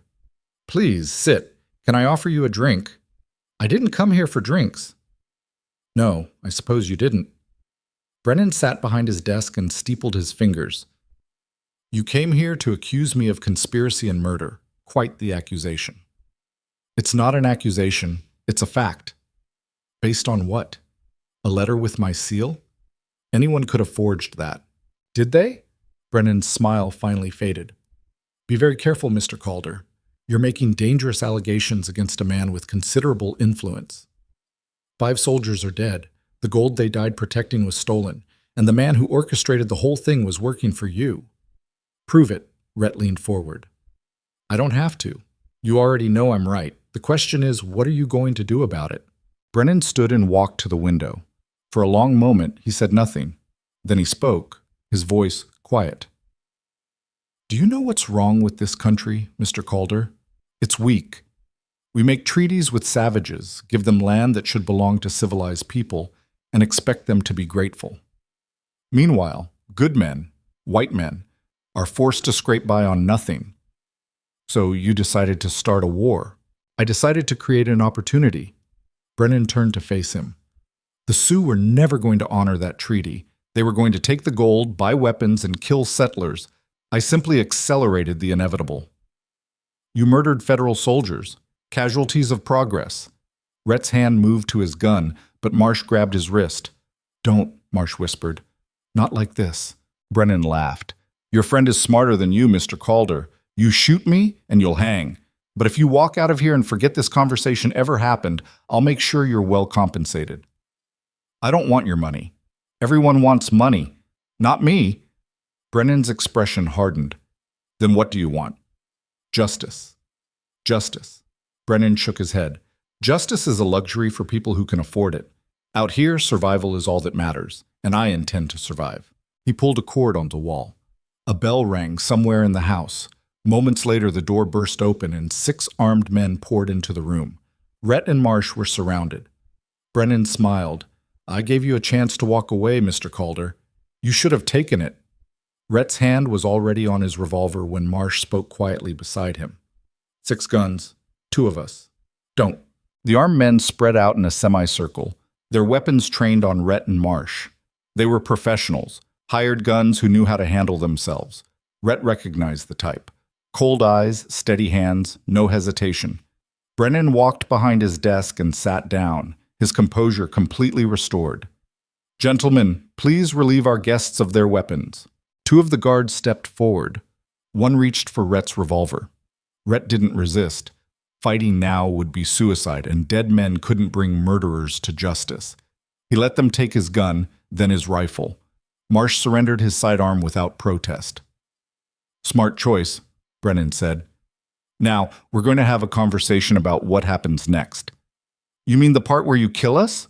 Rhett asked. Kill you? No, Mr. Calder. That would be messy and unnecessary. Brennan opened a drawer and pulled out a leather folder. I'm going to offer you something better. A way out of this situation that benefits everyone. I doubt that. Brennan ignored him and opened the folder. Inside were several documents. He selected one and slid it across the desk. This is a contract. It states that you, Rhett Calder, were hired by certain parties to discredit me politically. That you fabricated evidence, forged documents, and made false accusations in exchange for payment. Rhett stared at the paper without touching it. You want me to confess to crimes I didn't commit. I want you to sign a statement that protects both of us. You sign this, and I'll make sure the Army never questions your loyalty. You'll receive a generous settlement, let's say $10,000, and you'll be free to go wherever you please. No charges, no pursuit, no consequences. And if I don't sign, Brennan's smile was thin and cold. Then you'll be arrested for the murder of Lieutenant Farrow and 2 federal soldiers. There are witnesses who will testify that you ambushed them, documents that prove you stole the gold, evidence that places you at every crime scene. Forged evidence, Marsh said. Evidence nonetheless. Brennan looked at the lieutenant. And you, Lieutenant Marsh, will be charged as an accomplice unless you cooperate. Your career will be over. Your family will be disgraced, all because you chose to follow a traitor. Marsh's jaw tightened, but he said nothing. Rhett looked at the contract again. It was elegant in its simplicity. By signing, he would absolve Brennan of all wrongdoing and condemn himself as a liar and a fraud. Everything he'd fought for, Morrison's memory, the truth about the convoy, justice for the dead soldiers, would be erased. How long have you been planning this? Rhett asked. Since the moment you walked into Fort Davis with that gold. Brennan leaned back in his chair. I have people everywhere, Mr. Calder. The moment Major Garrett sent word about your story, I knew I had to act. You're a problem, but you're a manageable problem. You can't make this disappear. I already have. Lieutenant Farrow died in an unfortunate confrontation with outlaws. The gold he recovered will be returned to the Army with full honors. The Sioux will receive their payment, and the territory will remain peaceful. Brennan spread his hands. Everyone wins, except the men who died. They died doing their duty. That's what soldiers do. Brennan's voice hardened. This is your last chance, Scout. Sign the contract, take the money, and walk away, or refuse and spend the rest of your short life in a military prison. Rhett looked at Marsh. The lieutenant's face was pale, but his eyes were steady. He gave a small shake of his head. Whatever happened next, he wasn't going to cave to Brennan's threats. Rhett turned back to the senator. There's a problem with your plan. What's that? You're assuming I care about walking away. Rhett stood slowly, his hands empty and visible. You're assuming I value my life more than the truth. But you're wrong. Because I made a promise to a dying man, and I'm going to keep it no matter what. Brennan's expression didn't change, but something shifted in his eyes. Calculation. Reassessment. Then you're a fool, Brennan said. Maybe, but I'm a fool with a witness. Rhett gestured toward Marsh. The lieutenant heard everything you just said. He heard you confess to conspiracy, to murder, to theft. You can forge all the documents you want, but you can't erase his testimony. Lieutenant Marsh will say whatever I tell him to say. Won't you, Lieutenant? Marsh met Brennan's gaze. No, sir, I won't. For the first time, Brennan's composure cracked. Anger flashed across his face. You're making a mistake, boy. Do you have any idea who I am? What I can do to you? I know exactly who you are, Marsh said quietly. You're a man who killed 5 soldiers to steal land from people you consider beneath you. You're a coward who hides behind money and power while better men die for your greed. Brennan stood abruptly. Get them out of here. Take them to the cellar and keep them there until I decide what to do with them. The guards moved forward. Rhett and Marsh were grabbed roughly and hauled toward the door. As they were dragged out of the study, Rhett caught one last glimpse of Brennan standing by his desk, his face twisted with fury. They were taken down a narrow staircase into a basement that smelled of damp stone and mildew. The room was small, maybe 10 feet square, with a single barred window near the ceiling. The guards shoved them inside and locked the heavy wooden door behind them. Rhett heard the bolt slide into place, then footsteps retreating up the stairs, then silence. He walked to the window and looked out. It was too small for a man to fit through, and the bars were solid iron. The walls were thick stone. No obvious way out. "Well," Marsh said, sitting down on the floor, "that went about as badly as it could have." "Could have been worse." "How?" "We could be dead." Marsh laughed bitterly.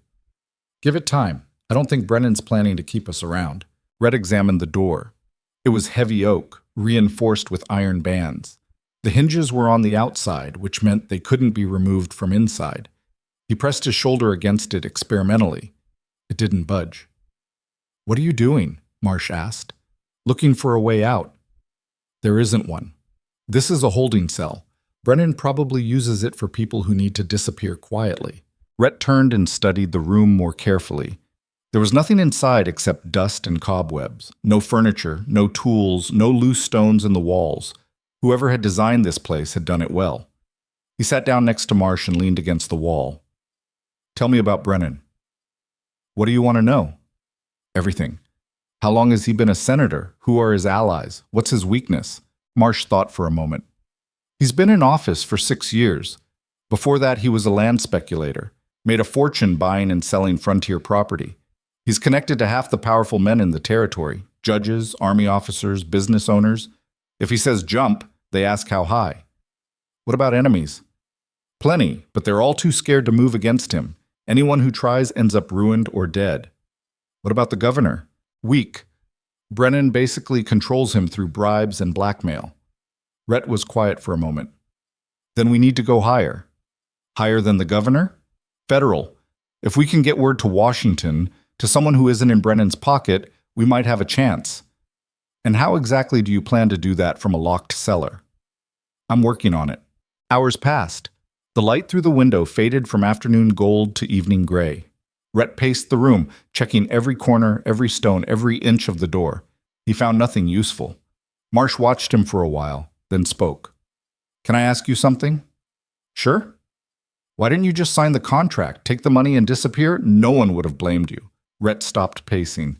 "Morrison would have. Morrison's dead." "That doesn't change anything." Rhett sat down again. "When I was younger, maybe 17, I got lost in the mountains during a winter storm. I was tracking elk, got turned around, and by the time I realized I was in trouble, it was too late. No shelter, no fire, temperature dropping fast. I thought I was going to die out there." "How'd you survive?" "I didn't. Morrison found me. He was scouting the area, saw my tracks, and followed them until he found me half frozen under a tree. He carried me 10 miles back to camp on his back." Rhett looked at Marsh. "He saved my life that day. And when I asked him why he risked his own life for a stupid kid who got himself lost, he said it was because good men don't leave people behind." Marsh nodded slowly. "So you're not leaving him behind?" "I can't, even if it costs me everything." They sat in silence after that, each lost in his own thoughts. Rhett's mind kept returning to the conversation in Brennan's study. The senator had been so confident, so certain that his money and power could make any problem disappear. But confidence could be a weakness. Overconfidence could be fatal. The question was how to exploit it. Night fell. The basement grew dark except for a faint sliver of moonlight through the window. Rhett heard footsteps above them, guards moving around, voices talking in low tones. He counted at least 4 distinct sets of footsteps. Too many to fight, even if they had weapons. Around midnight, he heard something else. A door opening. Someone descending the stairs. The bolt on their door slid back and the door swung open. A guard stood in the doorway, silhouetted by lamplight. "You, scout, come with me." Rhett stood. "Where?" "Senator wants to talk to you." "Alone." Marsh started to rise, but the guard pointed a gun at him. "Not you, just him." Rhett looked at Marsh. The lieutenant's face was tight with worry, but he nodded slightly. They didn't have a choice. Rhett followed the guard up the stairs and through the mansion. The place was different at night, darker, quieter, more menacing. Shadows pooled in corners. The expensive furniture looked skeletal in the dim light. The guard led him to a different room this time. Not the study, but a parlor with a fireplace and comfortable chairs. Brennan was sitting by the fire, a glass of whiskey in his hand. He looked tired. The confident politician from earlier was gone, replaced by something harder and more dangerous. "Sit down," Mr. Calder, Brennan said. Rhett sat. The guard remained by the door, his hand on his weapon. Brennan took a sip of whiskey and stared into the fire. I've been thinking about our conversation, about what you said. Which part? The part about promises. Brennan looked at him. You really believe that keeping a promise to a dead man is worth dying for? I do. Why? Because it's all we have. Honor, integrity, our word, take those away, and we're just animals. Brennan smiled sadly. That's naive, Mr. Calder. We are animals, smart ones, but animals nonetheless. And animals do whatever they have to do to survive. Morrison didn't believe that. Neither do I. And where did Morrison's beliefs get him? Dead in a canyon with a bullet in his gut. Brennan leaned forward. I'm going to tell you something, Scout. Something I've learned in 30 years of business and politics. The world doesn't care about honor. It doesn't reward integrity. It rewards strength, cunning, and the willingness to do what others won't. That's a sad way to live. It's a realistic way to live. Brennan set down his glass. I didn't start out like this, you know. When I was young, I believed in fairness and justice and all those noble ideas. But life taught me differently. I watched good men fail while scoundrels prospered. I saw honest people crushed by systems designed to favor the corrupt. And I realized that if I wanted to survive, I had to become the kind of man who does the crushing. So you murdered 5 soldiers. I made a difficult decision for the greater good. Your good, you mean? Brennan's jaw tightened. I've built schools, hospitals, and roads. I've created jobs for thousands of people. I've brought civilization to a savage land. And yes, sometimes that requires difficult choices. Choices that men like Morrison wouldn't have the stomach to make. Morrison had more courage in his little finger than you'll ever have. Brennan stood abruptly. You don't understand anything. You're just a scout, a tracker. You follow trails and kill animals. You have no idea what it takes to build something lasting. I know what it takes to destroy it. Rhett met his eyes. You can justify it however you want. You can tell yourself you're building something. But in the end, you're just a murderer who killed good men for land. Brennan's hand moved to his pocket. For a moment, Rhett thought he was reaching for a weapon. Instead, he pulled out a folded piece of paper. This is a telegram, Brennan said. It arrived an hour ago, from Washington. He unfolded it and read aloud. Federal investigation into territorial corruption to begin within 2 weeks. All relevant officials to prepare records and testimony for review.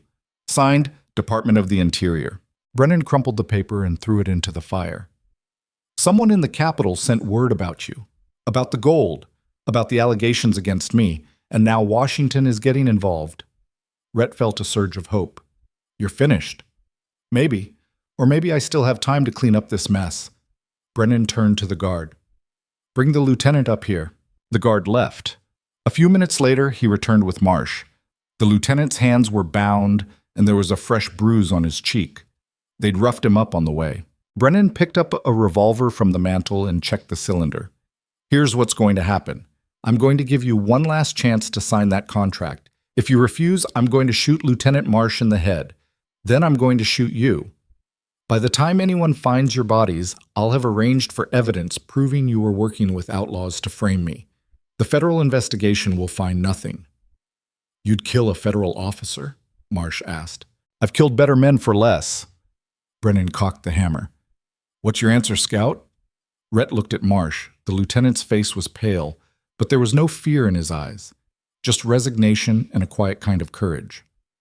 Don't do it, Marsh said. Don't sign. Admirable, Brennan said, but pointless. He aimed the gun at Marsh's head, and then the window exploded inward. Glass shattered everywhere. A figure dove through the opening, rolled, and came up firing. 2 shots in rapid succession. The guard by the door went down, clutching his chest. Brennan spun, trying to bring his weapon around, but the figure was already moving. It was Sheriff Cole. She crossed the room in 3 strides and slammed the butt of her rifle into Brennan's face. The senator crumpled like a rag doll. Cole turned to Rhett and Marsh, breathing hard. You two all right? She asked. Rhett stared at her. How did you... Followed you from Fort Davis, figured you'd get yourself into trouble, and I was right. She pulled out a knife and cut Marsh's bonds. We need to move. I've got men securing the grounds, but Brennan's got more guards than I've got deputies. How many men did you bring? Marsh asked, rubbing his wrists. 6. Brennan's got at least 20. Then we better be smart about this. Cole handed Rhett his revolver. Found this upstairs. Your rifle's in the hall. Rhett checked the weapon, fully loaded. What's the plan? Get out of here alive. Figure out the rest later. Gunfire erupted somewhere in the mansion. Shouts, running footsteps. Brennan's guards had realized something was wrong. Cole moved to the door and peered out. Hallways clear for now. Stay close and stay quiet. They moved through the mansion like ghosts. Cole led, her rifle at the ready. Marsh followed and Rhett brought up the rear. They passed through rooms filled with expensive furniture and artwork, all the trappings of a man who valued wealth over decency. They were halfway to the front entrance when they ran into trouble. 3 guards appeared at the end of the hall, their weapons drawn. Cole fired first, dropping one. Marsh grabbed a chair and hurled it at another, buying them a second to dive into a side room. Bullets tore through the doorframe. Rhett and Marsh returned fire while Cole reloaded. One guard fell. The other retreated, shouting for reinforcements. We're pinned, Marsh said. Back door, Cole said. Through the kitchen. They ran. Behind them, more guards poured into the hall. Shots followed them, splintering wood and shattering glass. Rhett fired over his shoulder without aiming, just trying to slow them down. The kitchen was at the rear of the mansion. Cole kicked open the door, and they burst outside into a courtyard. 2 of Cole's deputies were there, holding horses. Mount up, Cole shouted. They didn't need to be told twice. Rhett swung into a saddle and kicked the horse into motion. Marsh and Cole were right behind him. They galloped through the courtyard and out a service gate, guards streaming out of the mansion after them. They rode hard through the dark streets of the capital. Behind them, gunfire and shouting faded into the distance. They didn't slow until they reached the edge of town, where Cole's remaining deputies were waiting with fresh horses. Cole pulled up and dismounted. Everyone intact? More or less, Marsh said, breathing hard. Rhett looked back at the city. Lights were coming on in windows. People were waking up, wondering what the commotion was about. By morning, the whole capital would know that Senator Brennan's mansion had been attacked. What happens now? Rhett asked. Now we get you somewhere safe until the federal investigators arrive. Cole checked her rifle. Brennan's going to come after us with everything he's got. We need to stay ahead of him. Where do we go? I know a place. Old cavalry outpost about 40 miles north. Abandoned, but defensible. She looked at Rhett. Question is, will you testify when the investigators get here? I'll testify. Even if Brennan tries to kill you first? Especially then. Cole smiled grimly. Good, because we just kicked a hornet's nest, and those hornets are going to be mighty angry. They rode through the night, pushing the horses as hard as they dared. By dawn, they reached the outpost Cole had mentioned. It was exactly as she'd described. Abandoned, run down, but surrounded by clear sightlines that made it easy to defend. Cole's deputies set up a perimeter while Rhett and Marsh collapsed inside the main building. They hadn't slept in days. Every muscle ached, but they were alive, and they had a chance. 3 days later, the federal investigators arrived. They came in force, a dozen marshals backed by 2 companies of regular army troops. They set up headquarters at Fort Davis and immediately began collecting testimony. Rhett told them everything. The ambush, the chase to Snake River, Pharaoh's betrayal, Brennan's confession. He showed them the letter with Brennan's seal. He gave them the names of everyone involved, Buffalo Coat, Merle, the guards at Brennan's mansion. Marsh corroborated every detail. So did Cole and her deputies. The investigators listened, took notes, and asked hard questions. But they believed the evidence. By the end of the week, arrest warrants had been issued for Senator Augustus Brennan and 23 of his associates. Brennan tried to run. He made it as far as the territorial border before federal marshals caught up with him. They found him in a small town, holed up in a boarding house with a suitcase full of money and forged documents. He went quietly, his confidence finally shattered. The trial lasted 3 weeks. The prosecution laid out a meticulous case: documents, testimony, physical evidence.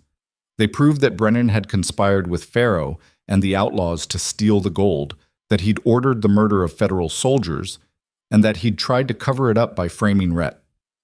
The defense argued that Brennan was being persecuted for political reasons, that Rhett and his allies were lying, that the evidence was manufactured. The jury deliberated for 4 hours. When they returned, the foreman stood and read the verdict. Guilty on all counts. Brennan showed no emotion. He simply stared straight ahead as the judge sentenced him to hang for treason and murder. The execution was scheduled for 2 weeks later. Rhett didn't attend. He'd seen enough death. Instead, he rode out to the canyon where Morrison and the others had died. He stood at the spot where the captain had fallen and looked up at the sky. "I kept my promise," he said quietly. "It's done." The wind was his only answer, but somehow it was enough. When he returned to Fort Davis, Major Garrett was waiting for him. "The Army wants to give you a commendation," Garrett said, "for your service in recovering the gold and exposing the conspiracy." "I don't want a commendation." "I figured you'd say that." Garrett handed him an envelope. "This is from the Sioux Council. The gold was delivered to the reservation last week. The treaty stands. They wanted you to know that your actions prevented a war." Rhett opened the envelope. Inside was a single eagle feather and a note written in careful English. "To the scout who kept his word. You are a friend to our people." He stared at the feather for a long time, then carefully tucked it into his jacket. "What will you do now?" Garrett asked. "Keep moving, I guess. That's what scouts do." "You could stay. The Army needs men like you." Rhett shook his head. "I'm not Army, never really was." Garrett extended his hand. "Then good luck, Mr. Calder, and thank you." Rhett shook it. Then he walked out of Fort Davis for the last time, climbed onto his horse, and rode toward the horizon. Behind him, the fort faded into the distance. Ahead, the frontier stretched endlessly, full of danger and possibility. And somewhere out there, other men like Morrison were dying for causes they believed in. Other scouts were following trails into darkness. Other battles were being fought. But for now, Rhett had done what he set out to do. He'd kept his promise. He'd found justice for 5 dead soldiers, and that, in the end, was enough. The road out of Fort Davis stretched north through country. Rhett had traveled 100 times before, but it felt different now. The weight of what had happened, the deaths, the betrayals, the final reckoning with Brennan, sat heavy in his chest. He'd accomplished what he'd set out to do, but victory tasted like ash and gunpowder. Morrison was still dead. Evans was still dead. The 4 other soldiers who'd died in that canyon were still in the ground at Fort Davis, buried with military honors they'd earned with their blood. Rhett rode for 2 days without stopping for more than a few hours at a time. He avoided settlements, stuck to game trails and dry creek beds where a man could travel without being seen. The frontier had a way of making people disappear when they wanted to, and right now, disappearing sounded like exactly what Rhett needed. On the 3rd morning, he came across a shallow river running between low hills. His horse was exhausted, and so was he. He made camp under a cottonwood tree and let the animal drink while he washed the trail dust from his face and hands. The water was cold and clear, and for a few minutes, Rhett just sat there with his feet in the current, watching the sun climb higher. That's when he heard the wagon. It was coming from the east, rattling and creaking over the rough ground. Rhett stood and walked to where he could see the trail. A single wagon pulled by 2 tired-looking mules. An older man held the reins, and beside him sat a woman with gray hair tied back in a bun. In the back of the wagon, 3 children huddled under a canvas tarp, trying to escape the sun. The wagon stopped when the man saw Rhett. His hand moved toward a rifle propped beside the seat, but he didn't pick it up, just kept his fingers near it. "Morning," the man called out. His voice was cautious. "Morning," Rhett replied. He kept his hands visible, away from his gun. "You alone out here?" "Just me and my horse." The man studied him for a long moment, then seemed to relax slightly. "We're headed west, looking for land to homestead. You know if there's any trouble ahead?" Rhett thought about that. Trouble was everywhere on the frontier. Outlaws, hostile tribes, corrupt officials, men who saw other people as obstacles to be removed. But this family didn't need to hear about all that. "Nothing worse than usual," Rhett said. "Stay on the main trails. Don't camp alone if you can help it. And if anyone asks about money or valuables, tell them you've got nothing." The woman leaned forward. "Are you a lawman?" "No, ma'am. Just someone who's been around." "You look like you've been through something hard," she said quietly. Rhett didn't know how to answer that, so he just nodded. The man cleared his throat. "We've got some food. Not much, but we could spare a little if you're hungry." "I appreciate it, but I'm fine." One of the children poked her head out from under the tarp. A girl, maybe 8 years old, with tangled blonde hair and curious eyes. "Are you a scout?" she asked. "I was." "Did you fight Indians?" "Sometimes, but mostly I just tried to keep people from killing each other." The girl thought about that. "Did it work?" Rhett smiled sadly. "Sometimes." The man picked up the reins. "We should get moving. Long way to go before dark." He tipped his hat. "Safe travels, mister." "You too." The wagon rolled on. Rhett watched it disappear over a rise, carrying that family toward whatever future they hoped to build. People like them were the reason men like Morrison had fought. They were the reason Rhett had tracked killers across 200 miles and risked his life to expose a conspiracy. Not for glory or recognition, but because decent people deserved a chance to live without being crushed by the greed and cruelty of men like Brennan. Rhett mounted his horse and rode west. 3 weeks later, he reached the Sioux reservation. He didn't plan on stopping. The last thing he wanted was to draw attention to himself. But as he skirted the southern edge of the territory, he saw a group of riders approaching. They weren't hostile, just curious. The lead rider was a young man, maybe 25, with long black hair and a weathered face. He raised one hand in greeting. "You're the scout," he said.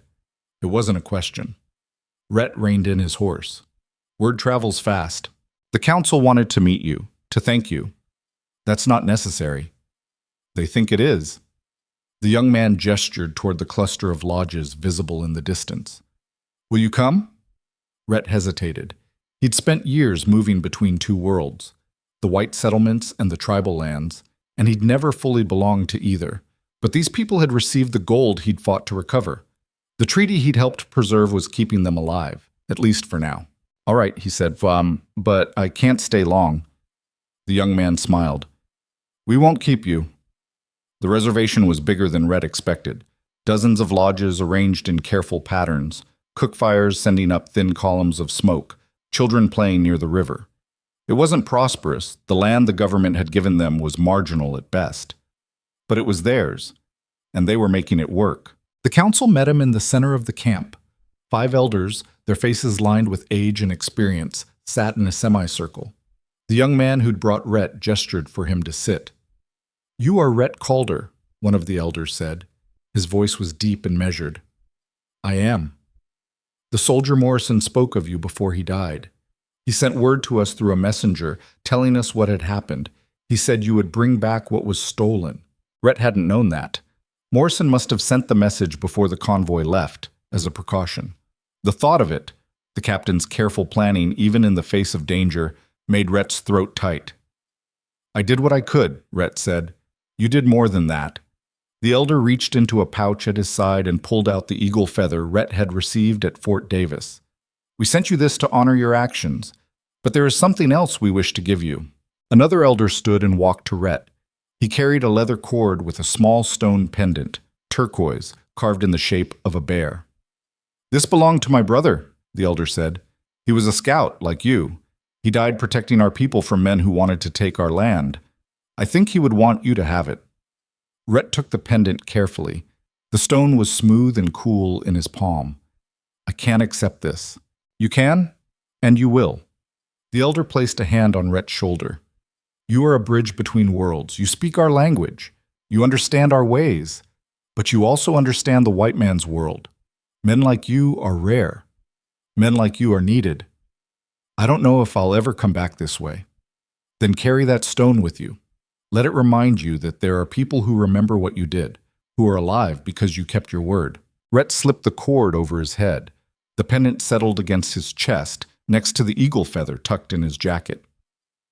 They shared a meal after that: roasted venison, cornbread, berries. The elders told stories about Morrison, about other soldiers who had treated them with respect instead of contempt. They talked about the treaty, about their hopes that it would last, though none of them seemed truly confident it would. "The white men will come for this land eventually," one elder said. "They always do. But maybe, if we are lucky, we will have a few more years of peace." "What will you do if they break the treaty?" Rhett asked. The elders looked at each other. Then the oldest one spoke. "We will do what we have always done: survive, adapt, endure. Our people have been here for generations. We will be here for generations more, no matter what the white man does." Rhett admired their resilience, even as he recognized the tragedy beneath it. These were people who had been pushed to the margins, who had watched their land stolen and their way of life destroyed, and yet they refused to give up. It was a kind of courage that didn't come from winning battles. It came from refusing to be broken. When Rhett left the reservation the next morning, the young man who'd first greeted him rode with him to the edge of the territory. "Where will you go now?" he asked. "Wherever the trail takes me." "And if the trail brings you back here?" Rhett looked at him. "Then I'll come back." The young man nodded. "Travel safely, Scout." Rhett rode on. The weeks that followed blurred together. He drifted west, then south, then west again, following no particular route. He avoided towns when he could, preferring the solitude of open country. At night he made small fires and cooked whatever he'd hunted that day: rabbit, sage hen, occasionally a deer if he was lucky. He slept under the stars and woke with the sun, and slowly the weight in his chest began to ease. But he couldn't escape the memories. They came at odd moments, washing his hands in a stream, and suddenly seeing Morrison's blood on his fingers, riding past a canyon and hearing echoes of gunfire that weren't really there, lying awake at night and wondering if he could have done something different, saved someone, changed the outcome. He knew those thoughts were pointless. The past couldn't be changed, but that didn't make them easier to live with. One evening, camped near a stand of juniper trees, Rhett pulled out the pendant the elder had given him. He turned it over in his hands, studying the carved bear. In some tribes, the bear represented strength and protection. In others, it symbolized introspection and solitude. Rhett figured it could mean both. He thought about the elder's words. Men like you are needed. But needed for what? He'd done what he set out to do. He'd exposed the conspiracy, brought the guilty to justice, prevented a war. What more could anyone ask of him? The answer, he realized, was nothing. No one was asking him to do anything. The question was what he was going to ask of himself. Morrison had spent his life serving others, protecting settlers, maintaining peace, doing the hard work that kept civilization from collapsing into chaos. He'd died doing it, and in his final moments, he'd asked Rhett to carry on that work by finding the truth about the ambush. Rhett had done that, but maybe Morrison had been asking for something more. Maybe he'd been asking Rhett to be the kind of man who didn't walk away when things got hard, who didn't disappear into the wilderness and pretend the world's problems weren't his responsibility. Rhett stared into the fire for a long time.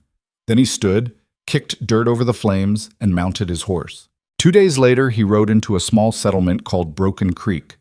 It wasn't much: a general store, a blacksmith, a saloon, and maybe 20 houses scattered along a dirt road.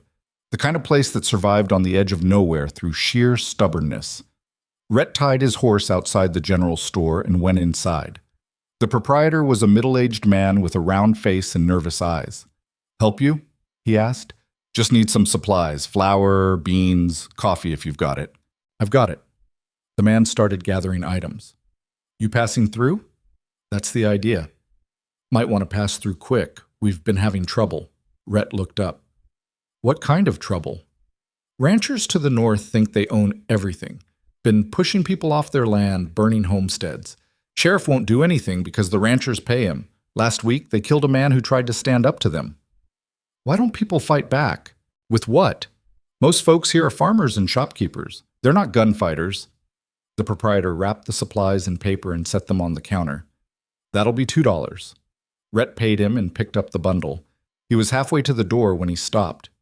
"These ranchers," he said. "How many are there?" "Maybe a dozen. But they've got hired guns. Men who kill for money." Rhett thought about that.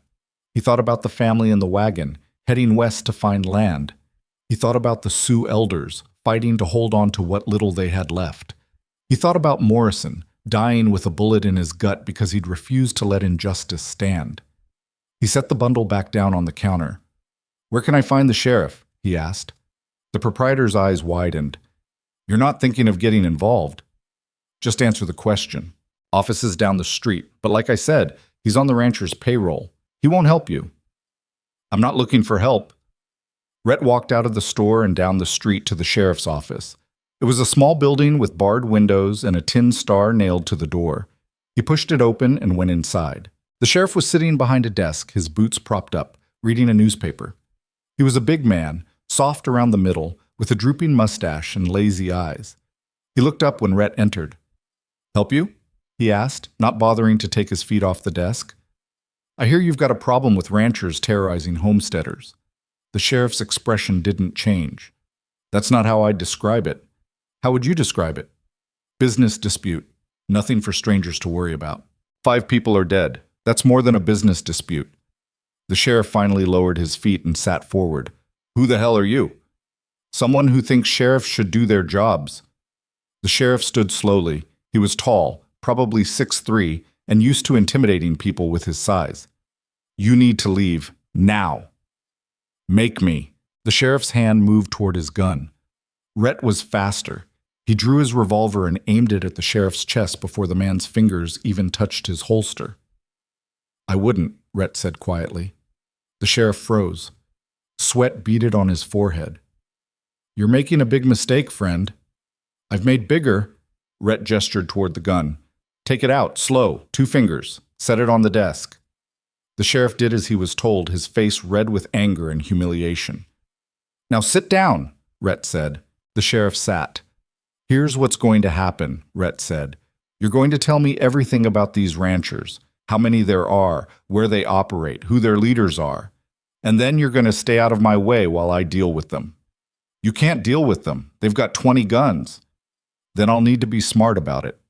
Rhett pulled up a chair and sat down, his revolver still trained on the sheriff. Start talking.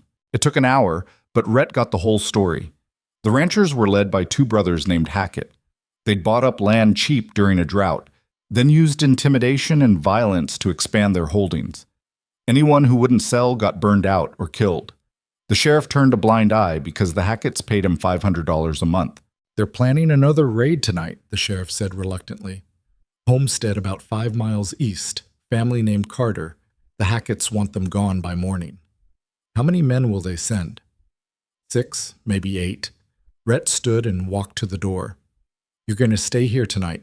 You're not going to warn the Hacketts. You're not going to send word to anyone. If I find out you did, I'll come back and we'll have a different kind of conversation. You're one man. You can't stop them. We'll see. Rhett rode out to the Carter homestead as the sun was setting. It was a modest place, a small house, a barn, a few fields of struggling crops. A man in his 30s was working near the barn when Rhett arrived. He stopped and watched warily as Rhett approached. Can I help you? The man asked. Name's Rhett Calder. I'm here to help you. Help with what? The Hacketts are coming tonight. They're planning to burn you out. The man's face went pale. How do you know? The sheriff told me. The sheriff works for them. Not anymore. Rhett dismounted. You got family inside? My wife and 2 kids. Get them out. Send them to town or to neighbors, somewhere safe. And what are you going to do? Make sure the Hacketts regret coming here. The man stared at him. Why would you do this? You don't even know us. I knew someone once who said good men don't leave people behind. I'm trying to live up to that. The man's wife and children left within the hour. Rhett and the homesteader, whose name was Thomas, spent the remaining daylight preparing.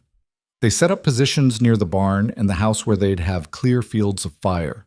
They gathered every weapon Thomas owned, 2 rifles, a shotgun, and an old revolver.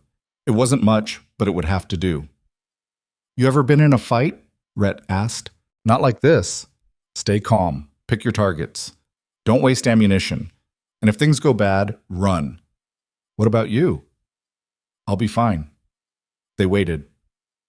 The night grew dark and cold. Stars appeared overhead, bright and indifferent. Rhett checked his weapons for the 3rd time, making sure everything was loaded and ready.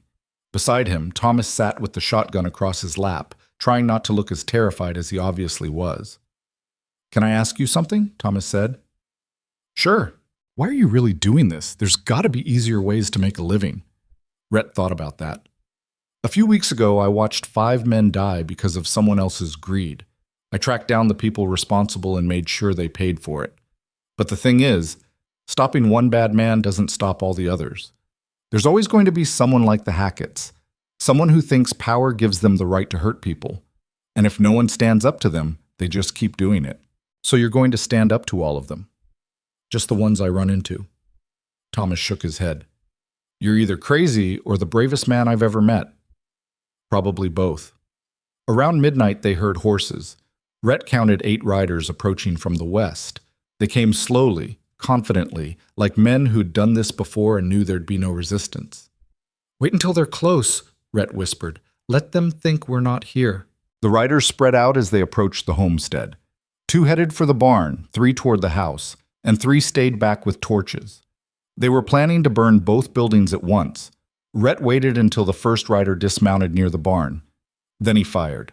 The shot dropped the man instantly. Before the others could react, Rhett fired again, hitting a second rider in the shoulder.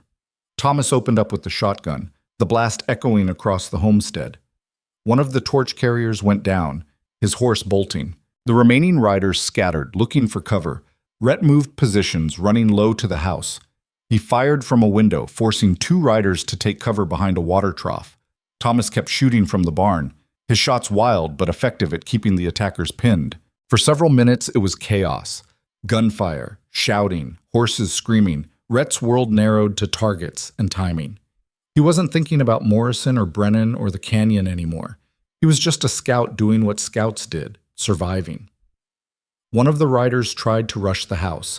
Rhett shot him through the doorway. Another attempted to circle around back but ran straight into Thomas's line of fire. The shotgun roared and the man fell. The remaining attackers realized they were outmatched.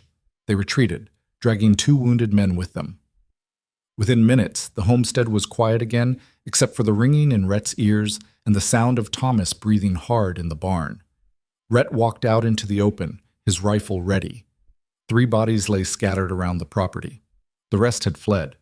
He checked each body to make sure they were dead, then walked to the barn. Thomas was sitting on the ground, shaking. "We did it," he said, almost disbelieving. "We did." "What happens now?" "Now you get your family back, and the Hacketts find out they can't push people around anymore." Thomas looked up at him. "Will you stay? Help us make sure they don't come back?" Rhett thought about it. He thought about the road stretching endlessly ahead, about the solitude of the frontier, about the freedom of having no ties and no responsibilities. Then he thought about Morrison's words. Good men don't leave people behind. "I'll stay for a while," Rhett said, "long enough to make sure things settle down." He stayed for 2 months. During that time, word spread about what had happened at the Carter homestead. The Hacketts tried one more raid, this time on a different family. Rhett was ready. He ambushed the attackers with a group of armed homesteaders, killing 3 and capturing 2 more. The survivors rode back to the Hackett ranch and told their bosses that the territory wasn't as easy to control as it used to be. The Hacketts never came back. The homesteaders held a gathering to celebrate. They roasted a pig, played music, and danced under the stars.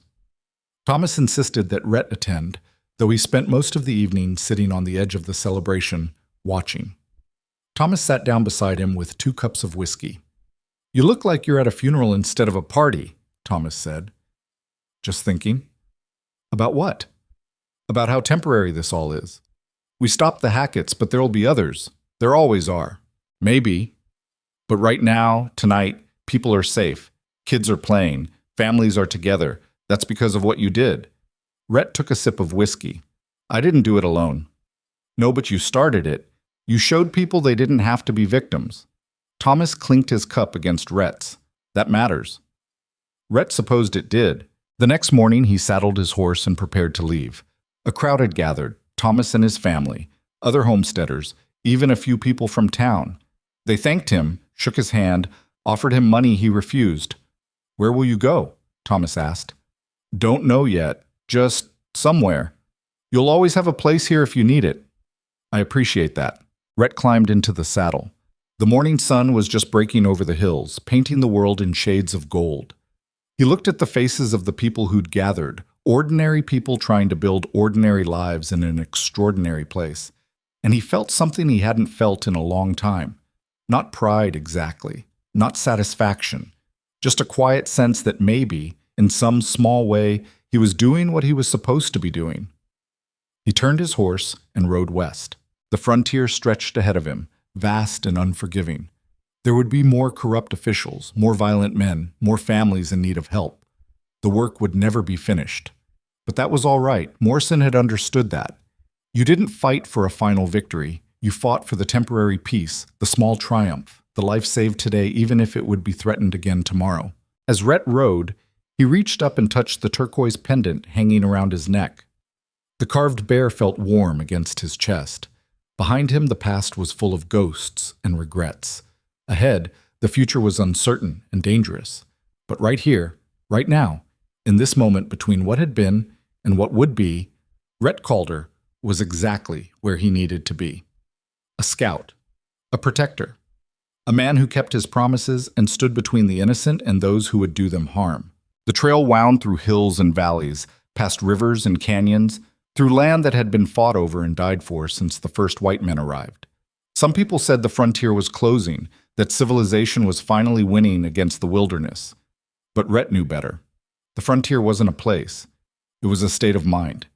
It was the space between order and chaos, between law and lawlessness, between the people who built and the people who destroyed. As long as that space existed, scouts like him would be needed. Weeks turned into months. Rhett moved from settlement to settlement, never staying long but always staying long enough. He helped a town organize a militia to fight off raiders. He tracked down a gang of horse thieves and recovered a rancher's stolen herd. He testified at a trial that sent a corrupt judge to prison. Small victories. Temporary fixes. But victories nonetheless. In a town called Redemption, he met an old cavalry sergeant who'd served with Morrison years earlier. They sat in a saloon and traded stories about the captain, his stubbornness, his fairness, his absolute refusal to compromise his principles. "He was the best officer I ever served under," the sergeant said. "And when I heard what happened to him, what you did to make it right, well, I just wanted to say thank you. Not many men would have done what you did. Morrison would have done it for me. Damn right he would have." The sergeant raised his glass. To Captain Morrison, and to the men he made better just by knowing them. They drank to that, too. Winter came early that year. Rhett found himself holed up in a mountain cabin during a blizzard that lasted 3 days. He spent the time reading a battered copy of Homer's Odyssey he'd found in the cabin, a strange book about a man trying to find his way home after a war. Rhett wasn't sure where home was for him anymore. Maybe it wasn't a place at all. Maybe home was just the work itself, the endless movement from one crisis to the next, always helping but never settling. When the blizzard cleared, he rode down from the mountains and continued west. Spring arrived with wildflowers and new grass.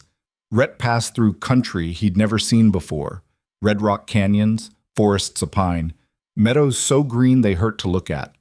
He saw buffalo herds that stretched for miles, rivers full of salmon, mountains that touched the clouds. The land was beautiful and brutal in equal measure, and Rhett understood why people fought so hard to claim it. In a trading post near the Oregon border, he heard news from the east.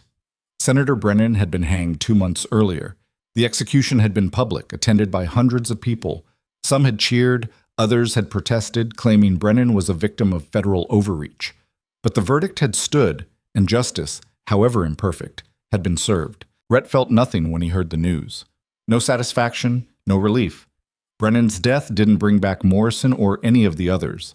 It just closed a chapter that had been open too long. That night, camped under the stars, Rhett thought about everything that had happened since the ambush in the canyon. The chase to Snake River, the confrontation with Pharaoh, the trial. The months of drifting from town to town, helping where he could. It had been almost a year, and he was tired. Not physically, he was in better shape than he'd been in years, but tired in his soul. He wondered what Morrison would tell him to do. Probably something about duty and honor, and not giving up. But Morrison was gone, and Rhett had to make his own choices now. He decided to head north toward Canada. Not to stay, just to see what was there. The frontier supposedly ended at the border, but Rhett suspected there was just as much chaos and injustice on the other side. Different languages, different laws, but the same fundamental struggle between the strong and the weak. 2 weeks later, he reached the border. It was marked by nothing more than a surveyor's cairn and a wooden sign so weathered the letters were barely visible. Rhett stood there for a long time, looking north at land that stretched beyond the horizon. Then he turned his horse around and headed south. He realized something in that moment. He didn't need to keep running. He didn't need to put distance between himself and the past. The past would always be there, carried in the pendant around his neck, and the scars on his body, and the memories that woke him at night. But the past didn't have to define him. He could choose what to do with it. Morrison had taught him that. Not with words, but with actions. The captain had spent his life turning loss into purpose, tragedy into resolve. He'd seen the worst of humanity and refused to let it make him cruel or cynical. And when he died, he'd passed that responsibility to Rhett. Rhett rode back to the Sioux reservation. The elders welcomed him like a returning relative. They fed him, gave him a place to sleep, and listened while he told them about the past year, the towns he'd helped, the people he'd protected, the small victories he'd won. "You've been busy," one of the elders said. "I've been trying to honor the gift you gave me, the stone." Rhett touched the pendant. "You said men like me were needed. I wanted to prove you right." "And have you?" "I don't know. Some days I think I'm making a difference. Other days I feel like I'm just postponing the inevitable." The elder smiled. "That's the nature of the work. We cannot stop the river from flowing. We can only guide it, divert it, keep it from destroying everything in its path. You are doing that. It is enough." Before Rhett left, the young man who'd first greeted him, his name was Two Hawks, asked if he could ride with him for a while. "I want to learn what you know," Two Hawks said. "How to track, how to survive, how to protect my people." Rhett thought about refusing. He'd always worked alone, and taking on a student would complicate things. But then he remembered that Morrison hadn't taught him everything in formal lessons. He'd taught him by example, by letting Rhett ride alongside him and learn through experience. "All right," Rhett said, "but it won't be easy." "I'm not looking for easy." They rode together for 6 months. Rhett taught Two Hawks how to read trail signs, how to move silently through different terrain, how to shoot accurately under pressure. But more than that, he taught him the things Morrison had taught him: patience, judgment, when to fight, and when to talk. How to see people as they were, rather than as you wanted them to be. Two Hawks learned quickly. He had the instincts of a natural scout and the discipline to master the skills. By the time they parted ways, Rhett knew the young man would be able to protect his people when the next threat came. "Will I see you again?" Two Hawks asked. "Probably. The frontier's not that big." "Where will you go?" "Wherever I'm needed." Two Hawks clasped his hand. "Thank you for everything. Thank your elders. They're the ones who saw something in me worth teaching to you." Rhett watched Two Hawks ride back toward the reservation. Then he turned south and rode toward the territories, where he'd heard rumors of range wars and corrupt marshals. The work never ended. That was the truth Morrison had understood, and that Rhett was finally accepting. There would always be another Brennan, another Hackett, another group of powerful men trying to crush the powerless. The best Rhett could do was stand in their way, slow them down, make them think twice before they acted. It wasn't a grand destiny. It wasn't heroic in the way stories made heroes out to be. It was just a man with a horse and a rifle, moving through a hard land and doing what needed to be done. But it was honest work. And in a world full of lies and corruption and violence, honesty mattered. Years passed. Rhett Calder became a name people knew in certain circles. A scout who could be trusted. A tracker who never gave up. A fighter who stood with the weak against the strong. He never sought recognition, but it found him anyway. Sheriffs would send for him when they had problems they couldn't solve. Homesteaders would share stories about the quiet man who'd saved their farms. Tribal councils would remember him as someone who'd kept his word when others broke theirs. He grew older, but not softer. His hair grayed at the temples, lines deepened around his eyes. His body accumulated new scars to add to the old ones. But his hands stayed steady, his mind stayed sharp, and his sense of purpose never wavered. One evening, camped near the site where Morrison had died, Rhett took out the eagle feather and the turquoise pendant. He held them in his hands and thought about all the people who'd given him these gifts. Morrison with his dying words, the Sioux elders with their trust, Thomas and his family with their gratitude, Two Hawks with his dedication. These weren't just objects, they were responsibilities, promises made and kept, lives connected across distance and time. Rhett looked up at the stars, the same stars that had looked down on every scout and soldier and settler who'd ever crossed this land, the same stars that would keep shining long after everyone alive today was dust. "I kept my promise," Rhett said into the darkness, speaking to Morrison one last time, "and I'll keep doing it for as long as I can." The wind carried his words away, but the commitment remained. Rhett Calder stood, kicked dirt over his fire, and prepared to move on. There were other towns ahead, other people who needed help, other wrongs that needed righting. The trail stretched endlessly before him, dangerous and uncertain. But he wasn't afraid. He never had been. Because in a land ruled by greed and violence, where the strong preyed on the weak and justice was something you had to fight for, one man's courage and determination could change the fate of an entire frontier. And that was enough. That was more than enough. It was everything.